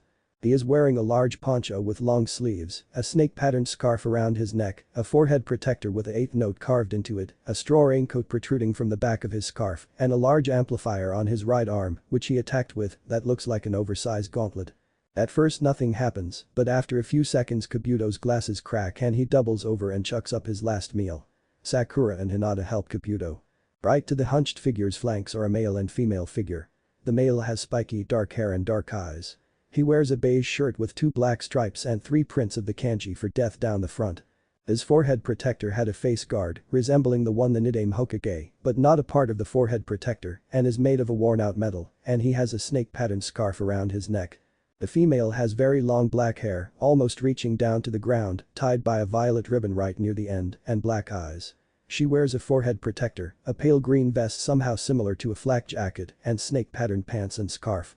The male with the spiky hair spoke in an overconfident voice, "Put this into your cards, Odo will dominate these exams, and nothing is going to stop us." Before Naruto could react, a poof of smoke erupted from the room, and a gruff intimidating voice that made most of the Chunin hopefuls shit themselves said, "Shut the fuck up you little shitstons and listen up." When the smoke cleared, a mess of Konoha ninja are revealed themselves. But the one in front of them is the most terrifying of them all. Well, not Naruto or Gaara anyway, the former already faced countless hollows and rankers in his previous life, and the later for being an ranker himself. The man is a large imposing figure, which he complements with a rugged head and face covered with old wounds and scars. Wears a grey button-up shirt, black pants with, unlike the other people in this universe, steel-toed boots, a pair of black leather gloves. The black trench coat over his outfit and his forehead protector worn as a bandana on his head, hiding the fact that either he's horribly scared on his cranium or that he's bald, or both. Said man looked at all the examiners with a blank look that scared the hell out of the participants. After a tense silence, obviously applied on purpose by the bear of a man, he says, "Thanks for waiting. I'm Ibiki Marino, the first proctor of the Chunin exams." He points to the Odo team. "You three, I understand that you are eager, but while you are in my exam, you will follow my rules. Which includes no combat unless I allow it, and even if I do allow it there will be no killing, do you understand?" The hunched mummy speaks up for the group. "I apologize, but this is our first time in the exams, and we got a little carried away. I let it slide this once, but if I catch you disobeying the rules you're out of here. Now each of you will come up one at a time to get your seating arrangement for the first part, which is a written exam," Ibiki said to the room full of genin. Everyone got to their seat, and Naruto ended up sitting next to an unnamed shinobi to his left and a flirting Temari to his right, much to Hinata's ire. "Alright, before we begin, let me tell you the rules to the test, so listen carefully. First you start with 10 points, 1 for each question. But this test uses a subtract system, so if you get one wrong you lose a point. Next, your chances of passing are determined by the combined score of your team. The third rule is that anyone ever caught by the testing officers doing something suspicious, namely cheating, you will be penalized with 2 of your points subtracted from your total score every time, so there will be some who lose all their points to be escorted out of my testing ground," he said oh so slowly to plant his seed of fear in the genin, to weed out the weak for the next part. One of the officers looks at the genin and says to them, joining on Ibiki's fun, "We'll have our eye on you guys. Realize that the weak are the ones that get caught cheating, you are trying to achieve your new rank as Chunin, so be proud ninjas." Next, the last question will be given out after 45 minutes into the test. And finally, those that lose all their points by either cheat or answer them correctly will fail along with his other 2 teammates. He finished making most of the participants nervous. "You have 1 hour. Begin." And everyone flipped their papers over and started to scribble away. When Naruto flipped his eyes widened. "What? These questions can't be answered by a mere genin," he thought to himself. "Maybe there is more to it than meets the eye," Zangetsu suggested to his master. Yay, look underneath the underneath." "I know," Naruto replied to his sword and silently scanned the room to find to his confusion everyone cheating. Well, some are called for getting caught cheating 5 times already. That's another thing, why just get penalized for cheating in an important test if in his past life if he ever cheated in front of Achi-sensei, he would get your ass kicked from here to Sunday. If there was one thing that Ichigo Kurosaki, now Naruto Uzumaki, fears, is that woman whenever she's pissed off despite her being an easygoing person. And when he thought back to the choice words Scarface said, it's almost like he was encouraging them to wait, he wants us to cheat without getting caught. Problem is I don't have a way to cheat discreetly and I can't make Kage Bushins without being noticed. Then why not put your high school education to good use? Zangetsu suggested. You're right, thanks again old man, Naruto told his partner and started to get to work on the test and making sure that no one other than his teammates to cheat off him, or at the least to make it obvious enough to get the person cheating off of him to get eliminated from the test. After a good 30 minutes he finishes with only skipping 2 out of the 9 availed questions that he couldn't simply answer. He flipped over his paper and retreated to his mindscape to spar with Zangetsu to not only pass time, but to also safeguard himself from Ino's clan jutsus known to infiltrate the mind. After 45 minutes into the test, Ibiki addresses to the ones that are left, "Okay, it's time for the 10th question, but before I give it to you, I'd like to go over the additional rules." This caused an uproar of confused genin. But this is the time Kankurum decided to come back from the bathroom with a Chunin escort that looked a little off. Nice timing, did you have fun playing with your dolls? This got shocked looks from both Temari and Kankurum. But what Naruto says next will be forever remembered by the ninja in the room. I didn't know you swung both ways. The room erupted in laughter from not only the genin, but the Chunin officers as well, even Ibiki chuckled a little. The only one not laughing was a stoic Gaara and a red-faced Kankurum. I'm not bisexual. He roared. After Naruto calmed down from his laughing fit he replies, who said I mean that you're bi, I meant that you like small boys and older man. Tell me, do you prefer to penetrate? No. So you're a masochist? Yes, I mean no. There's no need to deny it. Just come out of the closet, we won't think any less of you. I'm not even in the closet, baka. Oh, so you already came out already, congratulations. When this is over, I'm going to kill you. You can try, puppet boy, you can try. Before Kankurum could make a comeback to that, that's enough you two, as entertaining as that was we still have a test to finish. So get back to your seat, puppet boy, Ibiki said while snickering at puppet boy. Ankrum went back to his seat, but on the way he slips to Mari the answers while giving Naruto a death glare that would almost make Gaara proud, keyword almost. Now before you take the 10th question, you have a choice of whether you're going to take it or not, Ibiki said slowly to scare the genin, but unknown to him they're still snickering at Ankrum. If you don't take it, your points will automatically reduce to 0 along with your teammates. He waited to continue for dramatic effect, expecting someone to say something about it. He only heard the sound of snickering from not only the genin, but from the Chunin as well. If you decide to take it and fail, you will be banned from the Chunin exams for life. He finished, and to his irritation no one even listened to him. How in the hell is it possible that I, Ibiki Marino, can't scare off mere genin? Then he remembered when it stopped working, that cheeky little smartass.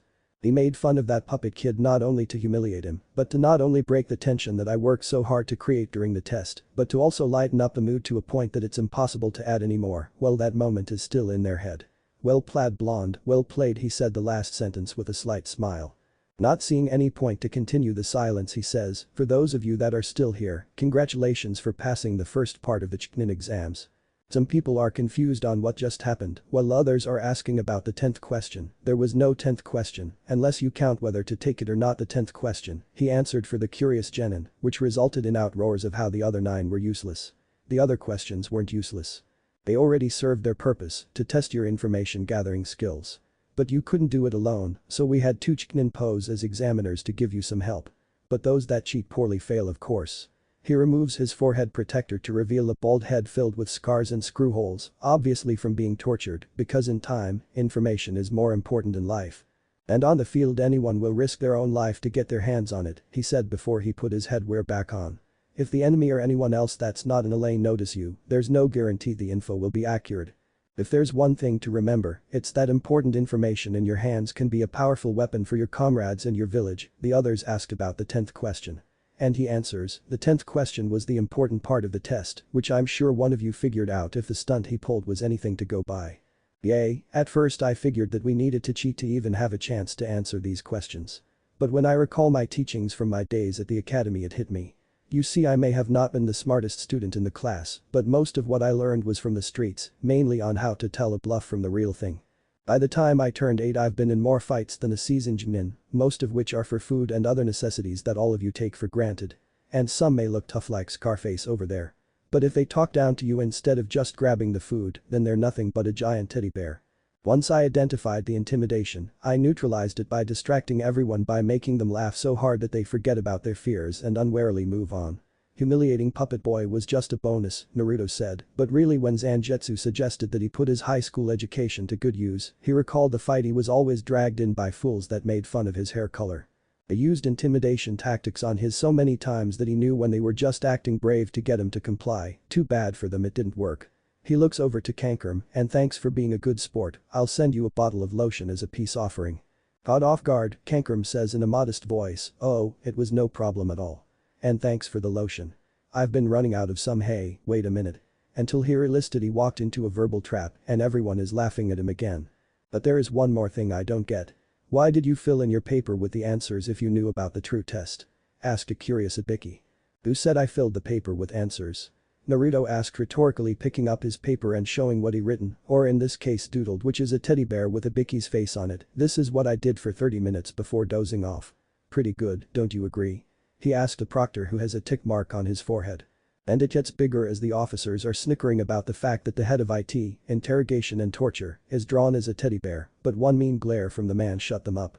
Before Ibiki could strangle the blonde, a giant black bowl crashed through the window and erupting in a poof of smoke. When the smoke cleared, it revealed a woman with light brown eyes and violet hair and a short, spiky fan ponytail. She is wearing a tan overcoat, which has a pocket on both sides, and complete with a fitted mesh bodysuit that stretches from her neck down to her thighs. She wears a dark orange miniskirt, as well as a forehead protector, a small pendant that looks like a snake fang on a thick cord, shin guards, and a dark blue belt around her waist that connects to her skirt that has an appendage-like sash. Behind her is a black banner with the second proctor of the Chunin exam, the sexy and still single Anko Mitarashi. Heads up, boys and girls, this is no time to be celebrating. I'll be your next proctor. Anko Mitarashi. You ready for the second test? Good. Then let's go, follow me. The woman said, then got a look at Naruto's drawing and is now rolling on the floor, laughing her ass off much to Ibiki's ire and shame. After about 10 minutes Ibiki asks Anko when it looks like she's calming down from her laughing fit, "Are you done yet?" "Haha, hold haha on. Haha, can't haha breath," she says in between laughs. Once she calms down she finally gets a good look at the remaining genin, 78. "Ibiki, you left 26 teams. This test was too easy this time," she yelled. "Or we had a lot of outstanding ones this time, especially that blonde smartass," Ibiki countered. "Thank you Scarface," Naruto called out, getting Anko's attention. "He not only called you that, but he has the balls to draw you as a teddy bear." "I like him already," Anko said, making Ibiki pale at the thought of those two together. "Just get them out of here, I need to vent," he said, referring to interrogating the latest prisoners. Anko gave a mocking salute, "Will do Scarface," making Ibiki groan in displeasure. "If it makes you feel any better, the teams will be cut in half," she added to reassure her partner in IT. Then she looks at the genin, "Okay, follow me to the next testing ground." "And Naruto was it?" "Yay, what is it?" said Jen and asked. "Can you do Kurenai as a Black Widow?" she asked, making the other's face fault. Naruto just says, "Sure, but I'll have to give it to you after the exams." "Fair enough," she said, and they ventured to the next portion of the exams, unaware of the dangers ahead for Team 7. That's it for today guys, hope you all enjoyed this video. If you do please leave a like, share and subscribe. Take care, thanks for watching.